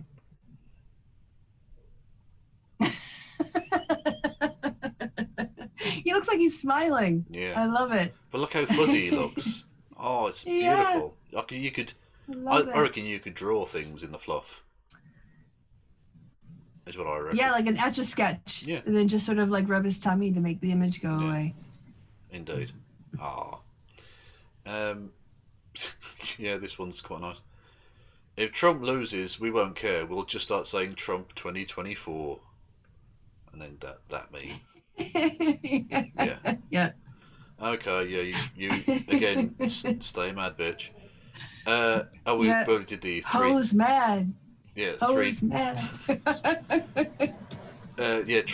We did the 3 terms thing. We did Matt Gaetz. Oh, this was just, oh God, it gets absolutely bodied. Beautiful. Both of them do, actually. Right, so that's Tiffany Trump and I are friends. And then Chase puts out, did you bond over Donald Trump forgetting your name? Ouch. Oh. Ouch. I'd like to report a double murder, please. That is... Someone call the police. Indeed. Do you want to read this one out, Kristi, for us? This, again, Parler was definitely a mistake. All right, should I do my special voice for the right wing? You want to? There needs to be some sort of reform. Liberals have proven through the years they can't be trusted with anything. Just an opinion, but not only should they not be allowed to hold office, they shouldn't be allowed to vote. They're basically free-ranging criminals who not only the U.S., but the world would be better off without. To me, maybe you think that every conservative killed 2 liberals. Oh my God, terms of service. I'm sure most everyone knows 1 or 2. If we all did that, I can't say for terms of service, 2 in a single day, there would be so many dead, but no one would be alive would give a damn. Immediately, all our problems would be gone, and life would be so good. Literally, everyone would say, why didn't we do that sooner? We could literally turn the earth, or at least the U.S., into heaven by getting rid of the problem at the root. Yeah, that's what the Nazis thought too, you piece of shit. Yeah, that's Jesus literally Christ. just outright fascism. Outright fascismo. Yeah, by the way, also, kill 2 people you know is their political stance now. Yeah. I mean, again, they've gone naked with their fascism. Very straightforward. Yep. Donald Trump, cognitive dissonance is so powerful that he can have 2 completely contradictory concepts in one tweet. Yeah, 2 brains. Yeah. 2 quarters of a brain, because they don't have a half brain between them. For years, this is the current president of the United States. For years, the Dems have preached about how unsafe and rigged their elections have been. Now they are saying what a wonderful job the Trump administration did in making 2020 the most secure election ever. Actually, that is true, except for what the Democrats did, rigged election. No, we said that people were interfering with our elections because that's also what the security services and your own majority in the Senate concluded. Yeah. That Russia was messing with the election. Yeah. That the elections were tampered with. Not that they were rigged. Yeah, the Trump administration did an amazing job at securing the election.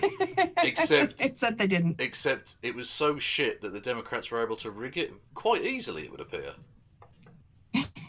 So you both did an amazing job and also the worst job ever. Like, Donald, you really can't have it both ways, especially when you're doing it both in the same tweet, you dopey bastard. Yeah, you're saying your own government rigged the elections. So what? Again, cognitive dissonance. Dominic Cummings, who is fascist trash, but thankfully is also unemployed fascist trash. What? When did this happen and why and today. What? Well, it was announced last night that he would be leaving before the end of the year, which is not a massive surprise if you've been following it, because he's literally said all along he was only in it to get Brexit done, and as soon as Brexit happened, he would leave. Because Dominic Cummings is not like a political animal in the sense that he actually gives a fuck about governing, as you can tell, because Britain currently isn't really being governed. It's just sort of existing and dying. So as soon as Brexit was going to happen, he was going to leave. That's okay, whatever. But there's been internal, machinations, because basically Boris has checked out from governing. I wouldn't be surprised if he follows very soon in the new year as well. That certainly seems to be the mood music coming out.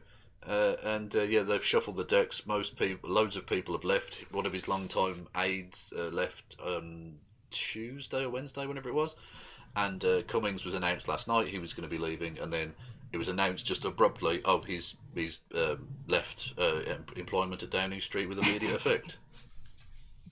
Okay, the damage is probably possibly so, or possibly having announced this, having leaked this out, Johnson went, "Oh fuck this," and got rid of him. Who knows?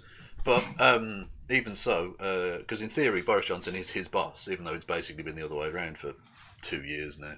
But anyway, the damage is probably already done, but it's still nice to see a piece of shit get their comeuppance a bit. Yeah. Like, it's a very small silver lining, but... All I have to say about Boris Johnson's entire government is not as easy as it looks, is it? No. Because you're not doing a good job, mate. You're awful at this job. I had to say... Peter Principle? Is that what they call it? When you rise to your level of incompetence? Yeah, indeed. But I had to concede, and it hurt me to do so in the week, that America's now a better country than Britain, because you're just elected like a competent adult. So you've bested us. Like, you've got us on that. January. January. Well, the people have already elected him, so there's a transition. Yeah, okay. But Britain was given that opportunity 12 months ago, and we elected a kind of semi-sentient haystack. I don't even know what he is. He's just He's in a ditch somewhere. Yeah, exactly. Yeah. So you've got us on that. Haystack in a ditch somewhere. Until Britain ups its game, we've not even raised the bar to the level of being as good or better than America, which is fucking grim. There we go. Brexit Britain. the sunny uplands. The grass is always greener, except we probably will have to start eating grass soon. Anyway, and then there's the actually I had bookmarked it. If we just waited, that was the last thing that I had bookmarked. But anyway, yeah. So yeah, that was those are my bookmarks. Good times. So I've got Carolyn Borysenko. Do you want to look at Strawn? Because I genuinely I don't know. I haven't watched a Karen Strawn video in a long time. Well, I mean, we can start with the one you know. We can start with well, no, because I know that will be good. Carolyn. I know that's good. So what I'm thinking is we do Strawn first. That's a metaphor. That's not literal. We do that first because if that's shit, we don't want that to be the end of the show. Whereas I know Borysenko's good material, so we go out on a high either way. So Karen Strawn. How do we reckon Karen Strawn, given that she's like given a sympathetic ear? Why is my internet being slow as dog shit? There's a song that Haruka wanted us to play, by the way. Wow. If you go, well, we can do that when you go back to your main page, but it was on there. Actually, I know because I listened to it YouTube. And it's not very good. Yeah, look, if you like heavy metal, I don't want to be. Well, no, I quite like heavy metal, but it's just not that great. I don't care. Haruka in the chat's like, there it is. See it? You're getting denied. Sorry, Kevin's pressing. He's not pressing the golden ticket button or whatever it is on the show. Sorry, everyone. Why Donald Trump deserved to lose? Is that the one people were recommending? Okay, well that's the Karen. It's on Karen Strawn's channel, and it's about the elections. I mean, okay, let's have a look. The man who spearheaded a global initiative to decriminalize homosexuality and appointed America's first openly gay cabinet member is a homophobe. The man who negotiated for historic. Okay, I mean, I already know. Without even watching the rest of it, I know what this is. Okay, brilliant. Okay, do you want to drop it down from HD as well, or you leave that up? But I don't know what this is about yet. Is a warmonger. The man who wants to bring troops home does not value the U.S. military. Okay, but all of the things you've mentioned so far have been performative. He hasn't actually done anything for any of these groups. He hasn't brought soldiers home. He said he wants to, and he's had 4 years and has not done so. Yeah. So, I mean, anyway. The man who fixed the VA thinks people wounded... No, he didn't fix the VA. No. Barack Obama passed that legislation. Oh, God. Okay. ...or killed in war are losers and suckers. The man who increased funding for black colleges and universities and locked it in for 10 years hates black people. Oh, fucking kill me. Actually fucking kill me. The man who created opportunity zones to revitalize distressed communities hates minorities. No, opportunity zones are for rich white people to have tax-free havens in America. That's what they are. There's nothing to do with helping poor people of colour. Yep. The man who champions school I'm a victim. hates the poor. No, but Karen, you fucking dense twat. Right. School choice does not help the poor. Demonstrably.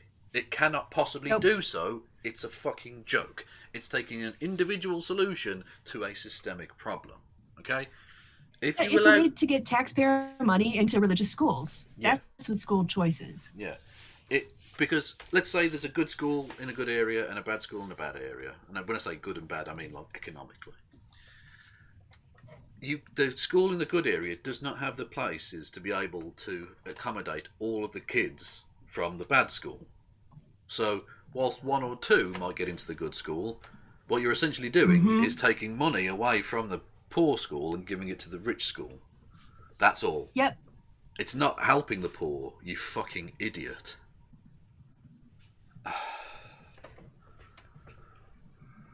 The man who presided over the biggest 3-year increase in median household earnings in decades hates the middle class.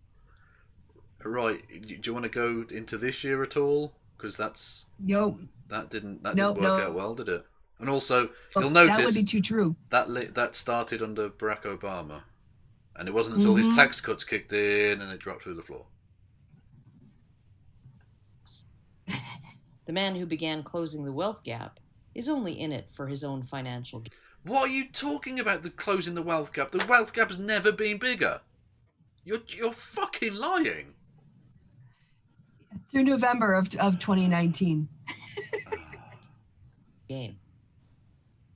The man who reduced our dependence on communist China and stood up for Hong Kong and Taiwan hates democracy. What? Okay. Name again. I will put this out to Karen and to any Trump fan. Name me a Democratic leader he likes, and name me an autocrat he doesn't like. Yep. That's too much facts, Kevin. Too many facts. The man who reopened the Iron Range and created hundreds of thousands of high-paying resource jobs. The man who's trying to kill the planet. Yes, thanks, Karen. Trump didn't create any jobs. No. Other people did, but Trump didn't create a single job. All the jobs he gave out were government jobs, and he didn't even fill those properly. Yeah. But anyway, should we get back to this dick sucker, right? Hates the working class. Yeah. The first man in American history whose net worth went down while he was president is a greedy fat cat. That's because he had debts coming in. He's broke. Yeah. He lied about his wealth. Yeah. He just lies about things, and you believed him. Yeah. The man who instituted prison reform and criminal justice reform is a racist sociopath. Whoa. He didn't do that single-handedly. I think the criminal justice reform bill. I mean, yeah, but and he also did some performative pardons and then just stopped because he wasn't getting enough credit, so he just stopped. When was the last time he commuted anyone's sentence that wasn't a friend of his? I think when Kim Kardashian asked him nicely. Yeah, that's that was literally it. So he could, yeah. The man who had a record number of small donations to his campaign and funded much of it with his own money. No, he didn't, you lying prick. No, he didn't. He didn't put any of his own fucking money into this. He's literally raising money on the back of victim playing now to pay down the enormous fucking debts his campaign has. He's not put any of his own money into it. His campaign blew $800 million on vanity things, like a Super Bowl ad and ads in the DC market so he could watch them when he was in the White House watching the news. Mad. Is a Wall Street shill. Oh. He's a Wall Street shill. Well, yeah, to be fair, he only ever goes, oh, look, the Wall Street's doing well. So, yeah, I mean, that would make me think, yeah, maybe he's, a piece of shit. The man who doesn't take a salary as president is not paying his fair share. But he bills everything to the taxpayers, and he funnels money to his own, properties. How much is that worth? Far more than the $400,000. So much more. Yeah. The man who made the RNC cheer after pledging to protect the safety of LGBTQ Americans is anti-queer. And then didn't do it. Oh, you fucking... He expelled people who are trans from the military. You left that out. Words are cheap, Karen. You will know, because you just dish them out for your grift. But he made them cheer for it, so that's fine. The fact that he then spent 4 years trying to legislate away the rights of queer people is irrelevant, apparently, because he stood up with a flag which said LGBT for Trump. And Blair White likes him, so clearly that's fine, Oh, I fucking hate Karen Strawn so much. The man who moved the U.S. Embassy to Jerusalem and whose daughter converted to Judaism. Controversially. Yeah, by the way, move the embassy to Jerusalem, therefore making peace in the Middle East literally impossible. Yeah, thanks. Mm-hmm. Good job. And also, what his daughter did has nothing to do with his policy. No, exactly. Officially Jewish.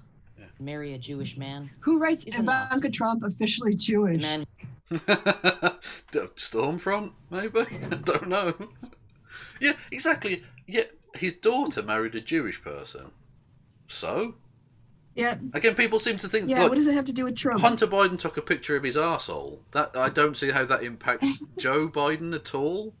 Because unless Joe Biden was the cameraman, which would be fucking weird, I don't see how it's relevant to him at all. It's not. None of this, who followed the Constitution and allowed the states to generate their own coronavirus policy. What? Yeah, because national. You mean he national left a responses rudderless to stuff. ship? Yeah, exactly. National responses to like pandemics and stuff. That would be unconstitutional to do anything to try and save American lives. I don't think she's an expert. I'll be honest. I don't think so.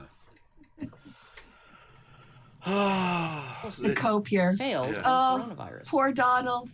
The man who presided over the single largest quarterly rise in GDP in history. Yeah, but that's after it crashed through the floor. You can't say he added. He added 1 million jobs. No. Yeah, but you lost 10 million Yep. beforehand, so you're down 9 million or whatever it was. Oh, fucking hell. Yep. I mean, what it soared by wasn't enough to make up for what was lost. Yeah. Leaving that out, of course. Of course, she's leaving that out. Yeah. This video is fucking AIDS. It really is. History is destroying the economy. The man who has tolerated the most unfair, dishonest, and negative media coverage in the history of... Diddums. Oh. He's so mad at Fox News. Poor Donald. The people just because he's literally encouraged violence against the media are being meanies to him. Oh. Yeah, because, Barack Obama doesn't know anything about being constantly targeted or strung up by nooses or being compared to apes or having his wife insulted. No. Barack Obama didn't get any hassle for a tan suit. Yeah, I wonder, was there anyone who accused him of being like a Kenyan, who, later went on to become the president themselves, who would therefore it would be massively hypocritical to say like, oh, the people are being mean to him in the press because that person was literally questioning the right of the former president to run at all. So, maybe wind your neck in, guys, just saying. Yeah. of this country, and yet made himself more available to the press and the people than any other. That's a great way of spinning that. Made himself more of loves the sound of his own voice. Yes. That's what you mean by that. Literally lives for the attention. That's his life force. Yep.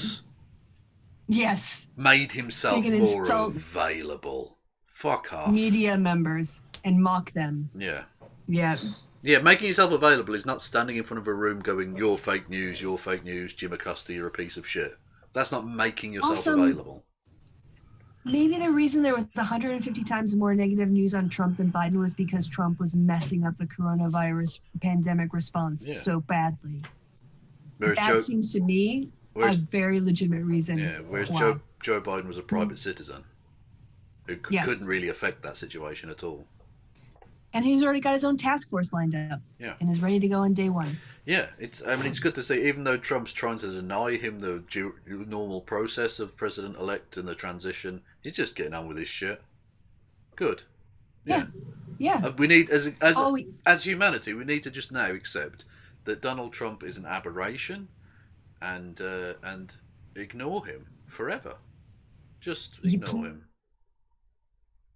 Please, yeah. And yesterday there were 6 service members who died. I think it was in a helicopter crash somewhere in the world. And Joe Biden tweeted out his condolences before Trump did. I don't even know if Trump has actually tweeted out condolences yet, but he had a lot of tweets complaining about Fox News. Yeah. Oh yeah. He's been retweeting random people going, "OAN's awesome. Fuck communist Trump. Communist Fox." For Fox News. Yeah. Not so much on the old Veterans Day stuff, though. No. He showed up for a 7-minute laying of the wreath. Fascist. The man who told his supporters to vote in person so there'd be no cheating is trying to steal the election. That's, again, a ridiculous way of spinning that. He's trying to undermine the voting by mail. Yeah, also he told people in North Carolina to vote twice.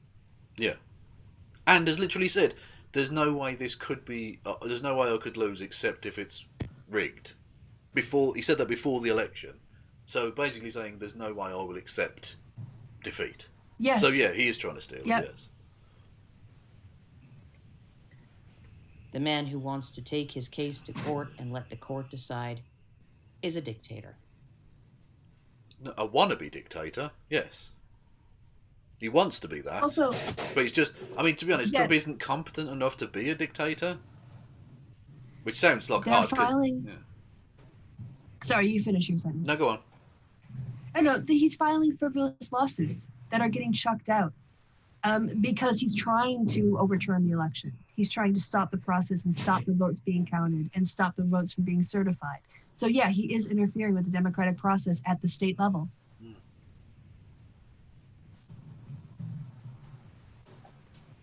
Okay, Karen, but all I'll say is, if he was so awesome, why did he lose? Why did a record number of people vote against him?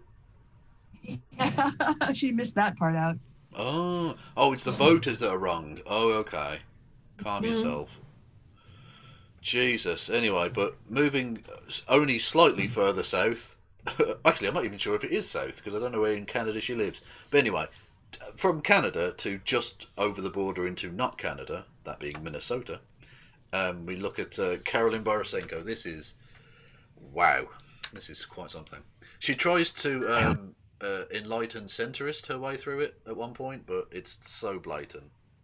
It's so blatant. We literally saw her like quote tweeting the OAN bullshit earlier. So when she tries to say, I'm not taking a stand, I'm just reporting a thing that's happening, you know, it's such disingenuous bollocks. Anyway, this is cool, and I looked at this. I did not expect myself to spend my afternoon looking through court documents in Pennsylvania, but that happened. This video is called "Here's What Trump's Lawsuit in Pennsylvania is Actually About, and Why He's Got a Shot of Winning." Okay, all right. The non-constitutional lawyer is going to, or state lawyer on election laws is going to explain us this concept. Okay, this should be entertaining. First story in the New York Times today is that the Times called officials in every state and they didn't find any evidence of voter fraud. Well, I guess that does it. I guess there's nothing more to see here. Joe Biden is president-elect. We can all move on with our lives, except that that's not actually the end of the story. You see, I think that one of the things that all of the different conversations that are going on, whether it be in the mainstream media or on social media, around all the different irregularities that people are seeing and asserting, is that it's not actually being talked about what the Trump campaign is actually arguing, which is not what the New York Times is portraying in this article. Now, before we go too far into it, because I know that YouTube has been on an epic banning spree lately of anyone who dare... Wow. So, straight off the bat, have they? Victim playing. No. I don't think I've not heard about this. And I look out for this kind of thing. There's no voting fraud videos. Yeah, that get banned. Yeah. Carl's crap is still up. Yeah. Oh, by the way, we should check on Lotus Eaters before the end of the show. See if it's up yet. No, we don't want .co.uk because we know where that goes. .com. Yep. Have they fixed it yet? No. Yep. No, they have not. The site is currently down for maintenance. We'll be back shortly. I don't know that you, after 3 days, you can say shortly anymore. Really. Kind of loses a lot of its meaning. Anyway, so yeah, it's going really well. It's going really well for Carl. Excellent stuff. This subject, I want to make my position very, very, very, very, very, very, very, very, very clear. And I've said this from the absolute beginning. What my position is I hope personally that Donald Trump does end up winning a second term out of this. But if he doesn't, if he can't make his case in court, then, you know, we're all going to have to deal with a Joe Biden presidency, and it is what it is. What I personally want to see happen shouldn't have any impact at all on what the courts decide. And you didn't need to say that. It won't. I don't know that the Pennsylvania Supreme Court were thinking to themselves, I wonder what a fake doctor in Minnesota thinks about this. No, I don't think they would take that into account, no, to be fair. frankly, what you she's got a personally want PhD from a dodgy university. We'll say that. No, well, I'm just going to say she's not a doctor. Fuck her. She clearly doesn't seem to understand psychology. Okay, so, well, we've got slightly different positions on this. You know, I mean, when other Oh my God, the psychologists... left is tearing itself apart. Yeah, exactly. But if we agreed, we'd be an echo chamber. So it's kind of a Schrodinger's leftist situation. to see happen shouldn't have any impact on it at all as well. So my position on this is I don't know. I don't know what's happening. I don't know how widespread it is. I've been keeping... So I don't know what's happening, but I know it's definitely happening. I just don't know how widespread. Bitch, I'm sorry, we're going to have to go back to it, right? Look, she's literally tweeting out, well, holy fuck, and she's literally tweeting out this absolutely debunked nonsense, gibberish. Yeah. I'm sorry, no, Can I tell her? You don't get to sit on the fence on this one and pretend like you're the enlightened big brain centrist. I'll tell her who does know whether or not there's fraud issues at the state level. Secretaries of State who were interviewed by the New York Times, and they said, no, it's fine. And Donald Trump's own Department of Homeland Security that's just come out saying there's not systematic fraud. Yep. I mean, but just those people. But she doesn't know anything. No. So if you don't know anything, why are you talking?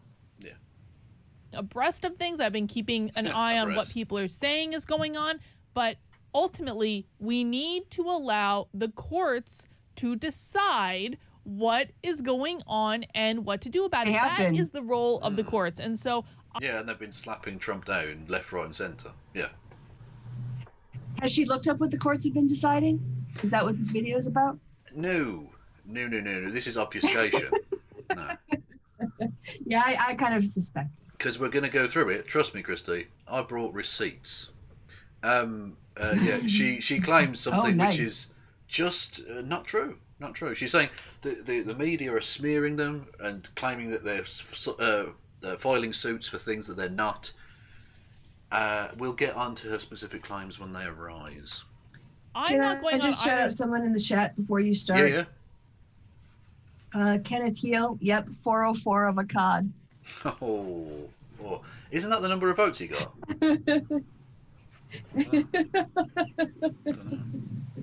Side on this, I think it is very likely that Joe Biden could wind up as our next president. I think it is very likely that Donald Trump could wind up as our next president. I just think that there's actually you really think that Donald Trump's going to be the president? Okay. Not legitimately. I mean, he could do some sort of weird coup thing. Who knows? But he's not. It's not going to be legitimately the president after January. No, of course not. It's ridiculous. Anyone who thinks that is fucking delusional. Really delusional. Yeah. There's been no decision made yet. The electors have not certified the election. Nothing has actually happened to say who the next president is going to be, and we all need to be patient and allow the. But again, at no other point in history have we gone. Nope. Well, we have to wait for the electors. No, we know nope. The certifications. Yeah, exactly. It happens, and then we know. And yes, technically, there could be fucking 40 faithless electors for Joe Biden going to Trump or something, which would be ridiculous, and isn't going to happen. But regardless of that, oh fuck's sake, I've lost my train of thought. Oh yeah. Well, I can jump in. At no point, at no point have we gone, oh well, we have to wait for the. No, we know who's won, so they're the president-elect. It's not an official title. Yeah, okay, fine, but who cares? Donald Trump had. I literally had the thing up yesterday when they were going when I was doing it with Steve. They're doing the show with Steve yesterday. Donald Trump had a podium thing and a press conference set up with the office of president-elect on the podium. So, like, this is not a new thing. Joe Biden didn't invent this. It's just a thing that happens. Yeah. You know?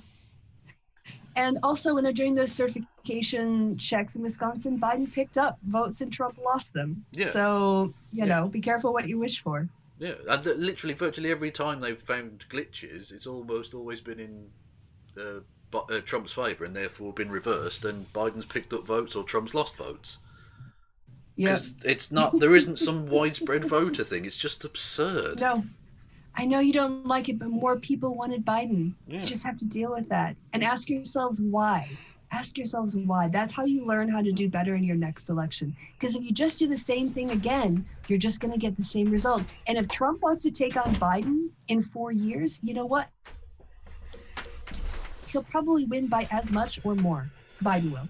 Well, I don't think either of them will be physically able in 4 years. I think it'll be Kamala Harris versus, I don't know, fucking Ted Cruz or something. I don't know, something like that. I mean, it will be really interesting. If we just pause this for a second. Yeah. So yeah, definitely Ted Cruz. Lindsey Graham wants to run again. Marco Rubio wants to run again. There are a whole bunch of people who are going to have to start separating themselves out and presenting them as an alternative to Trump, who have been obsequious, just toadies up until this point. Yeah. So it'll be very interesting to see the wrenching and the rendering of the Republican Party as they do their infighting, setting up for a 2024 election. Like, Yeah. I don't have enough popcorn. I'll get sick and puke for all the popcorn I have to eat for that fight. Yeah, absolutely. Yeah, oh, absolutely. Yeah, I want them to tear themselves to pieces, and I hope they do. And to be honest, I can see Trump genuinely playing. He wants to be kingmaker, and to some extent will be. But there's also there's going to be a large faction of that party that don't want to go with it, and he will turn against them. And I think he will actively campaign against senators and Congress people throughout America in the midterms and then in 2024, assuming he's still alive by that point, actively campaign and come out and speak against those people and lead to Democratic victories in those places. Mm-hmm. Yeah. Anyway, yeah, Texas isn't getting any redder. Like, Georgia isn't getting redder. These places are moving blue. So. And interestingly, Texas is going to become more important as well because they're gaining in 3 electoral college votes for the next presidential election. They think, that's what I read. Because every now and then they readjust it based on differences in population. The census. Yeah. Yeah. So what is already a massively important state, and purple, is going to be an even bigger one. That's what she said. The process to play out. But speaking of the process, I do think that it is very, very important that we actually understand what is being argued. And this is not something that is really being covered in any nuanced detail out there. So I spent a little bit of time trying to understand it, and I found this article from National Review that is specific. Now, this is the first point. National Review, very, very partisan right-wing thing.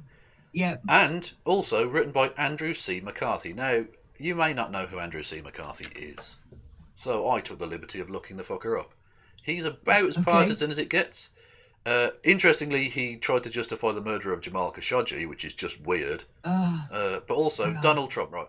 In 2019, he authored Ball of Collusion, The Plot to Rig an Election and Destroy a Presidency. President Trump endorsed the book in September 2019. McCarthy defended Trump amid calls for his impeachment over the Trump-Ukraine scandal, where Trump sought to get the Ukrainian president to start an investigation into his political rival Joe Biden. McCarthy wrote that Trump's behaviour did not reach the level of impeachable conduct. Previously, McCarthy had written op-eds calling for Hillary Clinton's impeachment before she became president. Before she was even, So, not necessarily an entirely unbiased, dispassionate view of the situation from a legal perspective. An absolute also hack. legally wrong. An absolute fucking hack. Whereas, if we take a more unbiased look at the potential for this case, say from, I don't know, a Pennsylvania constitutional expert, maybe. Where are we? Yeah, with the greatest name in the history of mankind, Kermit Roosevelt. That's literally this person's name. Is a professor at the University of Pennsylvania Law School who focuses on constitutional law. Where are legal oh, hang on, my internet connection is unstable. Am I losing frames? Oh, I've lost 843 frames. Good lord. Legal experts said the case has little chance of succeeding for a variety of reasons. Courts are wary of invalidating legally cast ballots. The issues raised, even if true, don't represent a constitutional question, and the mail-in voting used in the many states is both common and constitutional. The suit has, quote, lots of complaints about different things, and it's not easy to see how they all fit together, unquote, and, quote, this is a very throw it at the wall and see what sticks feel, unquote. If you actually go and search SCOTUS and Pennsylvania mail-in date or deadline. The Supreme Court already upheld that Pennsylvania, under their own state constitution, can accept ballots up until 3 days after the election. Yeah. Oh, yeah, absolutely. Yeah, well, this is their massive victory in Pennsylvania, you may have seen yesterday, was just that ballots received between the 9th and 12th aren't eligible. And it amounted to about 7,000 votes, which haven't been counted. So they literally don't affect the numbers at all. If you go down to the third article, or at least actually, no, the fourth one for the CNN Supreme Court, that one says, there's no need for additional intervention by the Supreme Court with mail-in ballots. And then this one. In the final days before the presidential issuing orders, what's this? Basically saying in North Carolina, ballots can arrive up to 9 days after election. In Pennsylvania, they can arrive up to 3 days. In Wisconsin, it has to be a by-election night. Some things emerge how the justices take a sharp right turn when it comes to the power of legislatures. But basically, they already ruled that those ballots that were received within the 3 days in Pennsylvania, all mail-in ballots are legal. Yeah. This is just a ridiculous assertion. Yeah. So, old Hacky McHackface, reading an article from Hacky McHackface 2 in Hacky McHackface Review, think they've got a chance, whereas everyone else thinks they don't. Okay. Mm-hmm. I mean, we'll wait and see, I suppose, but I mean, I'm not going to be holding my breath on behalf of Trump, really. No. Specific to what is going on with the Trump campaign's filings in the state of Pennsylvania, which looks like it's going to be like the linchpin of this whole thing. If Trump can flip Pennsylvania, then he's going to win. No. Still no. Even if you take... Let's just give him Pennsylvania, hypothetically. Yeah. But that still leaves Biden on 286, which is 16 more than he needs. So, again, no. Even if you give him Pennsylvania and Georgia, he still wins by 2. Yep. You've got nothing. The math doesn't work. Yeah. Do the math before you make a video. And it's just because he's already revealed to his aides, who have gone on record, but anonymously, to say that he knows he's lost. He knows he has no way forward here. This is just performative nonsense. This is theatre. Yeah. Mm-hmm. But his fans are still like, no, he can win. No, he can't. Even he knows he can't. He won't say it publicly because he's got an ego that's more fucking fragile and, I don't know, fucking paper. Kevin, even though our team is down 27-3 with a minute left, if we just get this touchdown, we can still win the game. Yeah, exactly. All we need is the opposition to keep throwing the ball and we get pick six after pick six. And they'll definitely do that. They won't take a knee. No, it'll be fine. Yeah, absolutely. He can't, then Biden's going to win. I mean, there are other factors involved too. There are actually other routes that Trump can take in terms of... No, there aren't. There are no fucking routes. What are you talking about? The levels of... Literally, you're going to OD. Yeah. You're going to OD live on fucking camera here. This is like... oh, God, this is madness. There are other routes. I mean, no, there aren't other routes. No, there are 0. Yeah. He lost. Yeah. You need to go to the acceptance phase. I know you're in denial. You're in bargaining, right? Yeah. You're in anger, but you need to move to acceptance. Yeah. Flipping additional states outside of Pennsylvania. I'm not going to get into that today because I really just want to understand what their argument is in the state of Pennsylvania. And before the YouTube overlords come crashing down on me, I want to say I am presenting the argument. I am not taking a side. I am not asserting any which way from Sunday. People should read a variety of information and figure out where they fall on this themselves. But in order to really develop an educated and informed opinion, we have to understand what's going on amongst all of the bickering and the shouting and the back. Yeah, we have to have a nuanced understanding, which is why I retweet stuff from the president shouting a quote from OAN. Yeah. Yes. That seems to me like someone who's definitely interested in finding out the real truth. Mm-hmm. Back and forth. So what we're going to do in this video is we're going to take a look at this article, and I'm going to explain why I think Trump actually has a pretty good case in Pennsylvania. In my layperson's opinion, I ain't a lawyer, but But I'm going to explain all that, and then you can make up your mind on your own. But before we get into that, folks, I need to do my quick plug. I do daily content around put out there weeks. YouTube has been subscribed to this channel to a lot of different people. So if you want to continue to support the work I'm doing, hit that little red. So I just skipped past that. Yeah, please, thank you. Subscribe button down below. If you think you're subscribed, just go ahead and give it a double check for me. And if you want to turn on the notifications, share this video with your friends. YouTube is hurting give it a me. Thumbs up, all the better. I really appreciate it. All right. Let's take a look at this National Review article. Trump campaign files lawsuit on Pennsylvania election. Look at his fucking face. That's so weird. That it's look at the Caucasian man behind him, and then look at that skin tone. He's rather rose-colored. Yeah, it is so freaky. That's really hard, man. I need to top up my water. Okay. So you can either go ahead with Carlin or you can wait for me. I will wait for you. I will wait for you, Kristi. We've been going 2.5 hours, so yeah. Okay, BRB. Yeah. Cool. Okay. How are we all, chatty chats? Shall I check in on everyone? How are we? I'm very well, for what it's worth. Smash that motherfucking like button. Yeah, I should do more of that. Subscribe to me. If you're watching this and you're enjoying the content, hello, yeah, subscribe to me. Click the fucking subscribe button, dickheads. Oh shit, no, I shouldn't have said dickhead, should I? Because now I'm not really selling myself there, am I? Never mind. But anyway, yeah, if you're on, especially if the link to my Twitch is below, please just go and follow me on Twitch. It helps the algorithm. Like, even if you're just going to continue to watch me on YouTube, which is fine. Also, if I get like a strike on my channel and I can't stream, I'll only be streaming on Twitch for however long that ban lasts. So, yeah, go and check out my links below. Do you want me to PM you my two pussies? I presume you mean cats rather than some sort of weird double vagina situation. Yeah, absolutely. I'm always... There's never a time when I don't want to see cat pictures. Never. It's never an inconvenience for me. Yeah.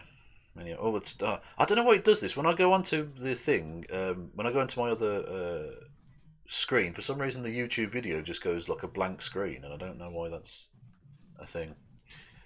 Am I reading any good books? I've been reading a few, actually, yeah. Hello there. Yeah, what have you been reading? I'm reading my book on the Paris Commune by the... Do you remember the guy who was... you put me in touch with the Yale courses thing? Ages ago. Well, there's a guy who's a really weird but lovely American guy who lives part of the year in France, and he did a history of France thing, and he wrote the video, put this book out there about the Paris Commune. And the fall of the Paris Commune and all of that, and it's actually very good so far. But he's such a delightfully weird old man. It's very, very funny. Anyway, yeah. So I've been reading about how to use storytelling to communicate scientific information. Boring. It's kind of fun. It's slightly interesting in a nerdy way. Yeah. So that's what I read. There's a Trump press conference on now. Do we dare look? Oh, yeah, he's doing some COVID thing. Sure, why not? Let's go live. He's going to be, because he'll do COVID for about 2 minutes, and then he'll start complaining about things. Okay. I'm just going to type in Trump. Presumably that will be enough. Yeah, there we go. Oh, damn you, adverts. I keep, every fucking day I do this and I forget to put the fucking ad blocker on. Facebook. Golden years of their lives, which is so incredible. And it's about time that they can have those golden years. Again, this process is starting right away. Ooh. Millions of doses will soon be going out the door. They're all ready.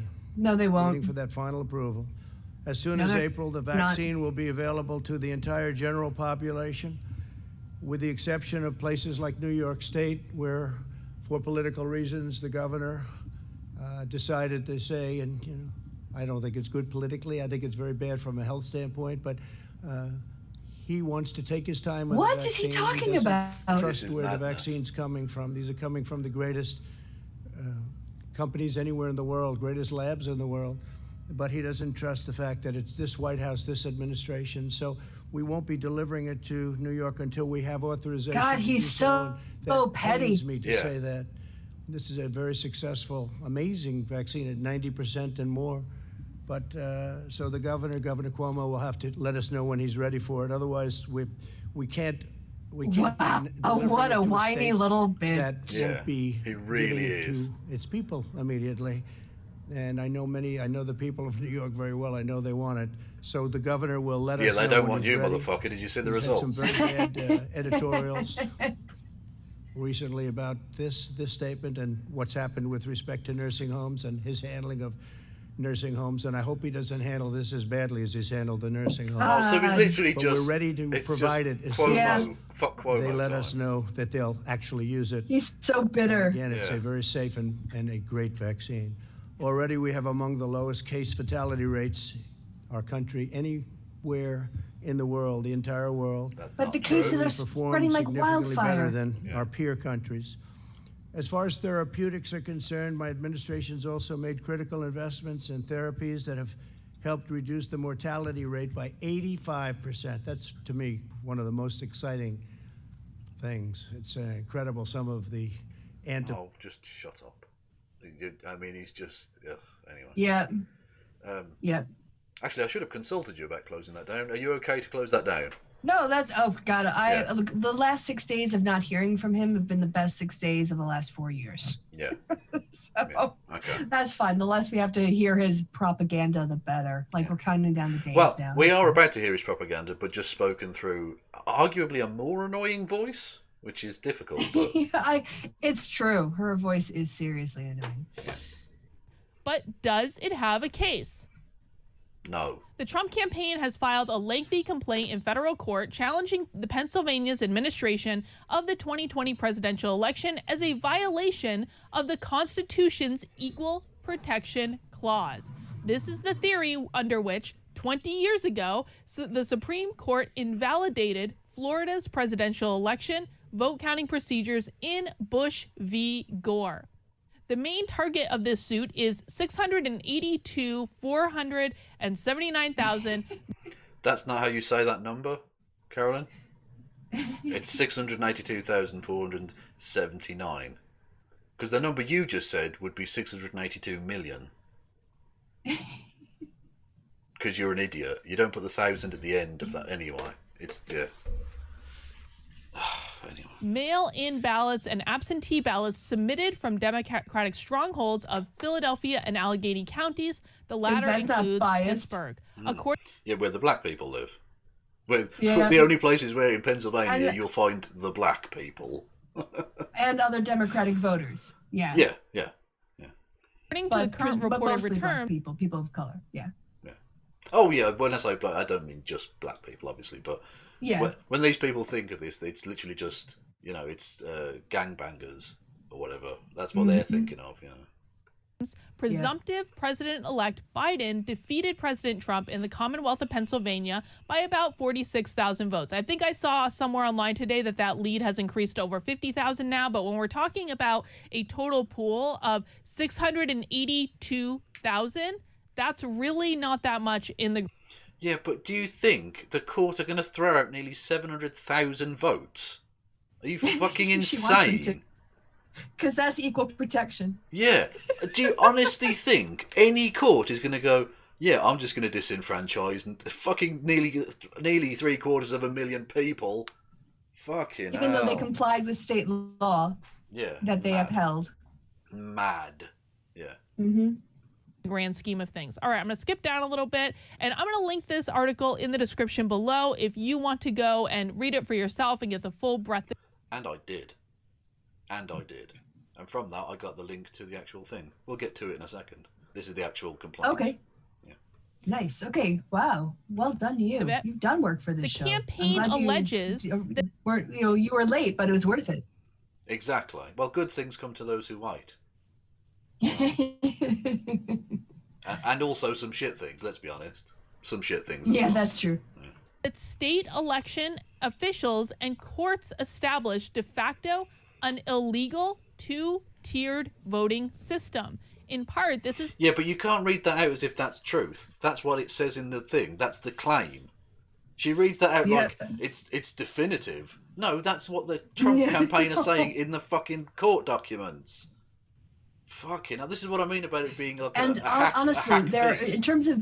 Because this is literally him just sort of trying to say, oh yeah, Trump's right. Yeah, and the fact is that, there are different processes, but they're both legal. Yeah. I mean, when I vote absentee, I don't have to like pull out a voter ID. I'm on file. I think I submitted it a while ago. They just use what I have. And I have to have somebody else witness my ballot. So there's a 2-tier system, but it's like legally allowed because that is the instruction as to how the state laid out their elections laws.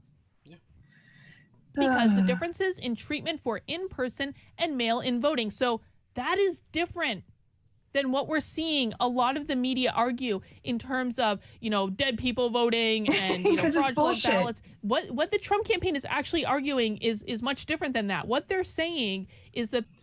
Are they, though, Carolyn? Because you linked the article below and you said go and read it, and I did. And one of those links is this. Now, I took the liberty of going through it. I didn't read the whole thing because it's very, very long.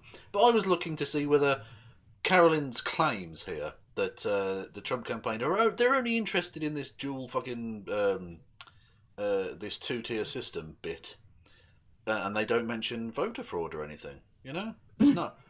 If you go scroll down to number 51 here, part 3, the perils of an unmonitored mail-in voting system. 51. Failing to uphold and ensure the adherence to even basic transparency or safeguards against the casting of illegal or unreliable ballots creates an obvious opportunity to exploit votes to cast ballots, results in fraud, and undermines the public's confidence in the integrity of elections. So, yet they are very much claiming fraud there.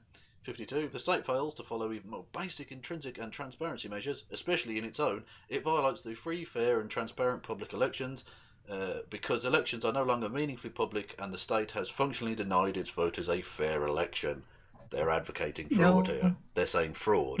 It's not just a 2-tier voting system. You're a liar, Carolyn.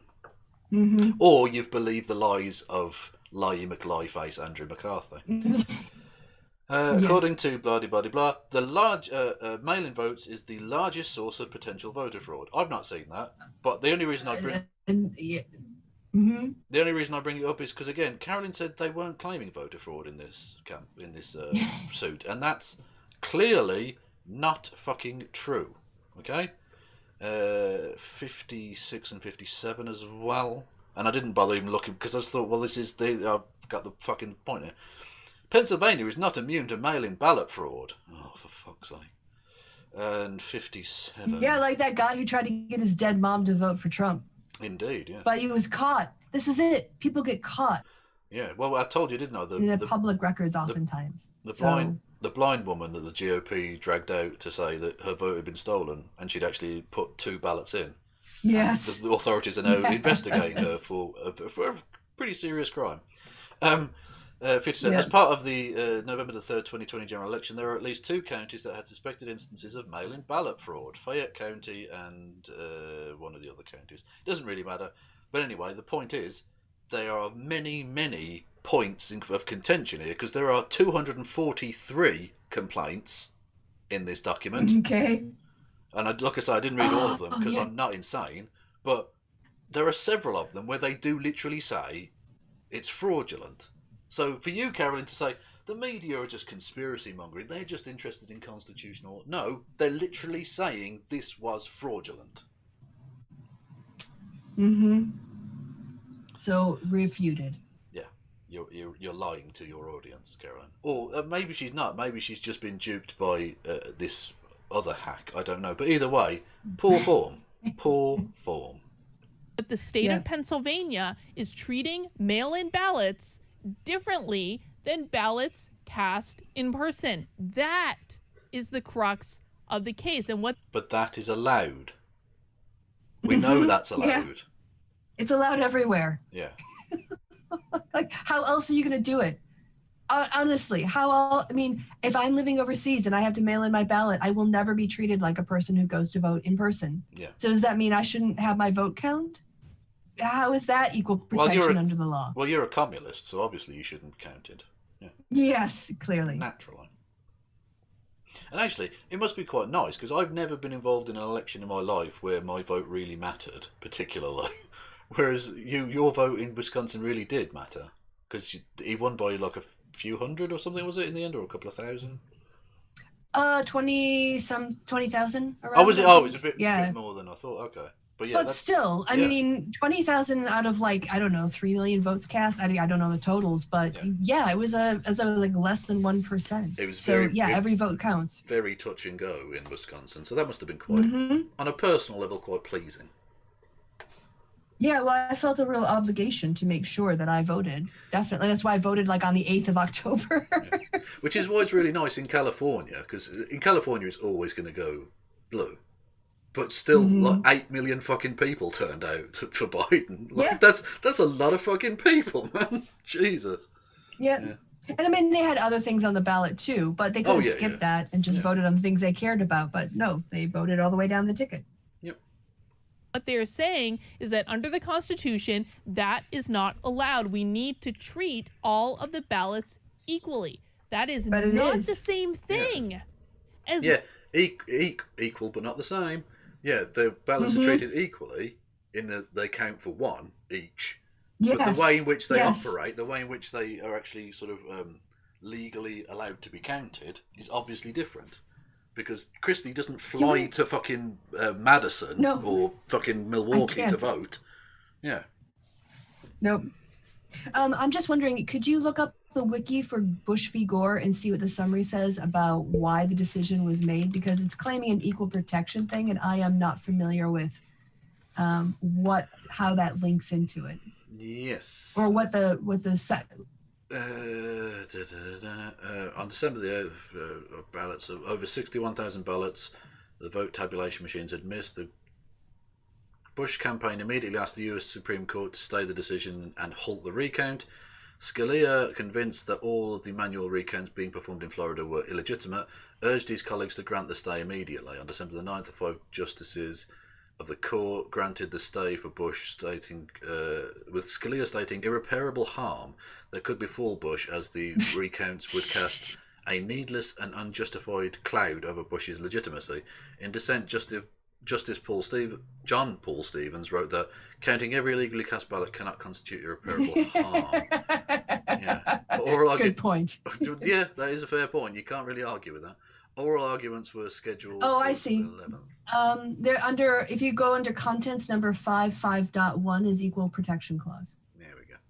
Bush argued that the recounts in Florida violated the Equal Protections Clause because Florida did not have a statewide vote recount standard. Each county was on its own to determine whether a given ballot was an acceptable one. 2 voters could have marked their ballots in an identical manner, but the ballot in one county would be counted, while the ballot in a different county would be rejected because of the conflicting manual recount standards, which I don't think is at all what they were claiming in this case. No. What they're saying is that mail-in people were treated differently from in person. Yeah. But that's not a violation of equal protections if all of the votes are treated the same. Yeah. So this doesn't have anything to do with that case. Yeah, this is literally irrelevant. Just curious. Yeah. And again, they were sort of like county by county making decisions, and one thing could count the same in a different county. That's not how it's being treated here in Pennsylvania. Well, I generally, again, I know it's sort of appeal to authority or whatever, but when I don't know any better, because I'm not a Pennsylvania constitutional expert, I can only apologise if I've given you that erroneous idea. But so I look to people who are, and all of them are saying, no, this is bullshit. Like, they've read the thing, because this is their fucking Christmas. This is Pennsylvania constitutional law Christmas time, right? This is awesome. And they've read the thing and said, no, this isn't going anywhere. But in the end, it's not meant to. Trump knows it's not going to win. He's just trying to A, stall for time and maybe hope something happens, and B, delegitimize the loss so that he can cope for the rest of his days. Yeah. What is being covered in the media. It is simply not, at least not in the ones that I've heard. Now, granted, I really do try to avoid a lot of mainstream media like the plague at this point. So if you've seen them talk about this, please leave a comment below and let me know where you saw it and when you saw it, and I'll go try to look up a video of it. But I haven't seen anyone really talking about this nuanced aspect. This is the charge, is that the state of Pennsylvania... I'm sorry, pause. The mainstream media isn't covering it, but I don't actually watch the mainstream media. So if someone's heard something third hand, I want to know from a source on Twitter about what was said on the mainstream media that I don't watch, but still feel qualified to comment on. Yeah. Okay, Carla. And Eric makes a very good point in the chat. Bush won Florida by 500 votes. Biden won Pennsylvania by 60,000. It's a bit of a difference, you know? That's a significant... Like, he's not even within the range of the automatic recount now, which is 0.5% in Pennsylvania. But there we go. I did not think I would learn a lot about Pennsylvania election law during all of this, but I have. You have, yes. Yeah. Mail-in votes. How life gives you these interesting little insights. Yeah, well, I do. I like going down the wiki wormhole.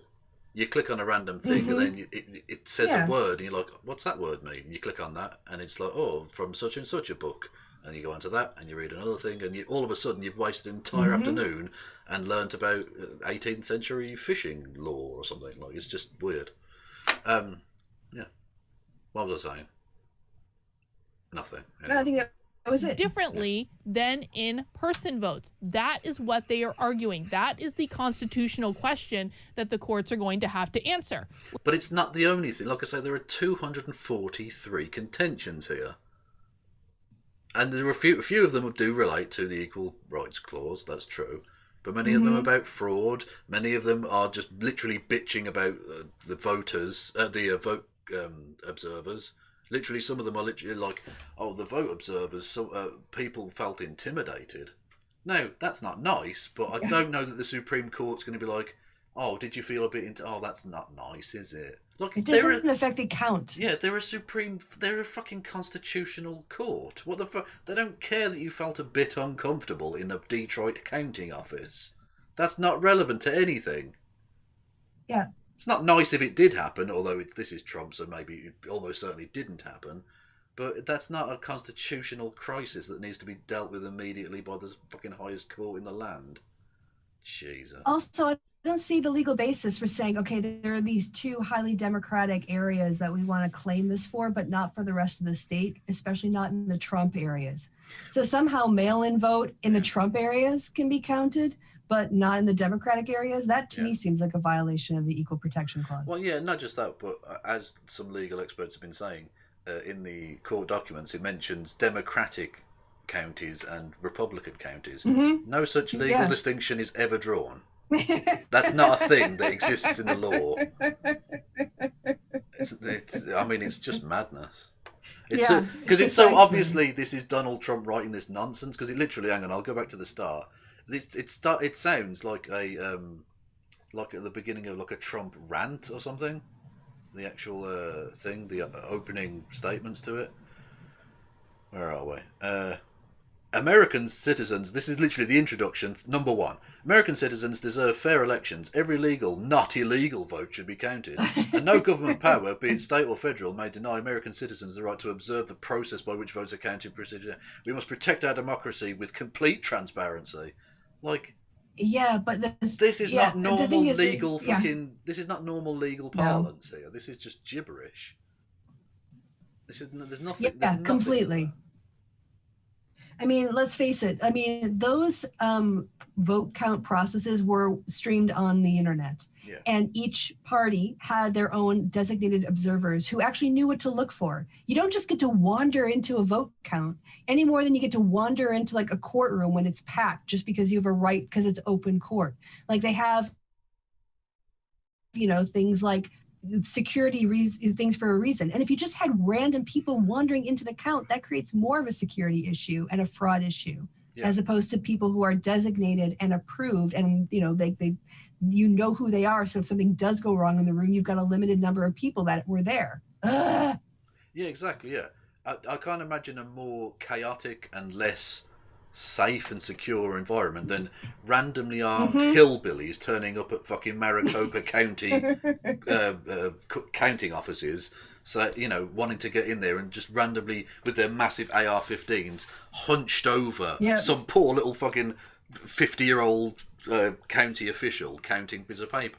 Like, that's not a healthy thing to happen in any situation. Like I say, in the Detroit counting offices, 134 Republicans, 134 Democratic operatives, and 134 independents. 402, if my mathematics is correct. That's total people, all of which it applied to all of them. So when they said, "Oh, massive win, we've got them from 10 feet to 6 feet away," but all of them were 10 feet away, and now all of them are 6 feet away. So that's not a victory for anyone, or it's a victory for everyone. Yeah. It's not a victory for the Republicans. It's nothing. It's, anyway. Whatever. Let's keep going. The complaint alleges that in-person voters were subjected to rigorous signature matching, B, voted in a polling place monitored pursuant to statute by poll observers from both parties, and C, had their votes counted in a transparent and verifiable, open and observed manner. By contrast, the Trump campaign asserts that the Secretary of State, who is a Democrat, affirmatively excised nearly... Who is a Democrat? The fact that you're alleging the same shit in Georgia, where it's a Republican, and Arizona, where it's a Republican. Like, it's just so embarrassingly partisan bullshit. It's so shit. God damn. Every element of transparency and verifiability for the nearly 2.65 million mail-in votes cast. And we're going to keep going a little bit down in the article. And again, God, her voice. I'm sorry. I know you're not supposed to judge people on things they can't control, but oh my God, well, they can control nails it on a chalkboard. because when she puts emphasis into it, she goes million. Like, it's so obviously like she's putting on. It is like it is like it's like fucking iron grinding against each other. Like, it's just awful. Like a bridge collapsing. God. Please read the full thing if you have the interest. I'm just not going to read the full thing in a video. That would be boring as hell. For the most part, unlike this, which is fucking riveting. By the way, you've got me on tenterhooks here. These claims, this is where it gets really interesting in terms of the constitutional argument that the Trump campaign... Why is there a Holocaust discussion happening in the chat? I mean, I don't mind, but is a Nazi turned up or something? What? I missed that. Yeah, Are you just looking at German words? They're talking, Action T4, which is the precursor I to don't know who the that is. beginning of the Holocaust. No, that's the name of the thing where they would say killing disabled people. It's like a precursor to the beginning of the main Holocaust. Anyway, which is grim, but is a thing that happened. And I don't know why they're discussing that, because technically I suppose we did with the Trump Star of David thing earlier, but that was like an hour and a half ago. What the fuck? Yeah. Anyway, it doesn't matter. No idea. It is making. Hold on to your hats.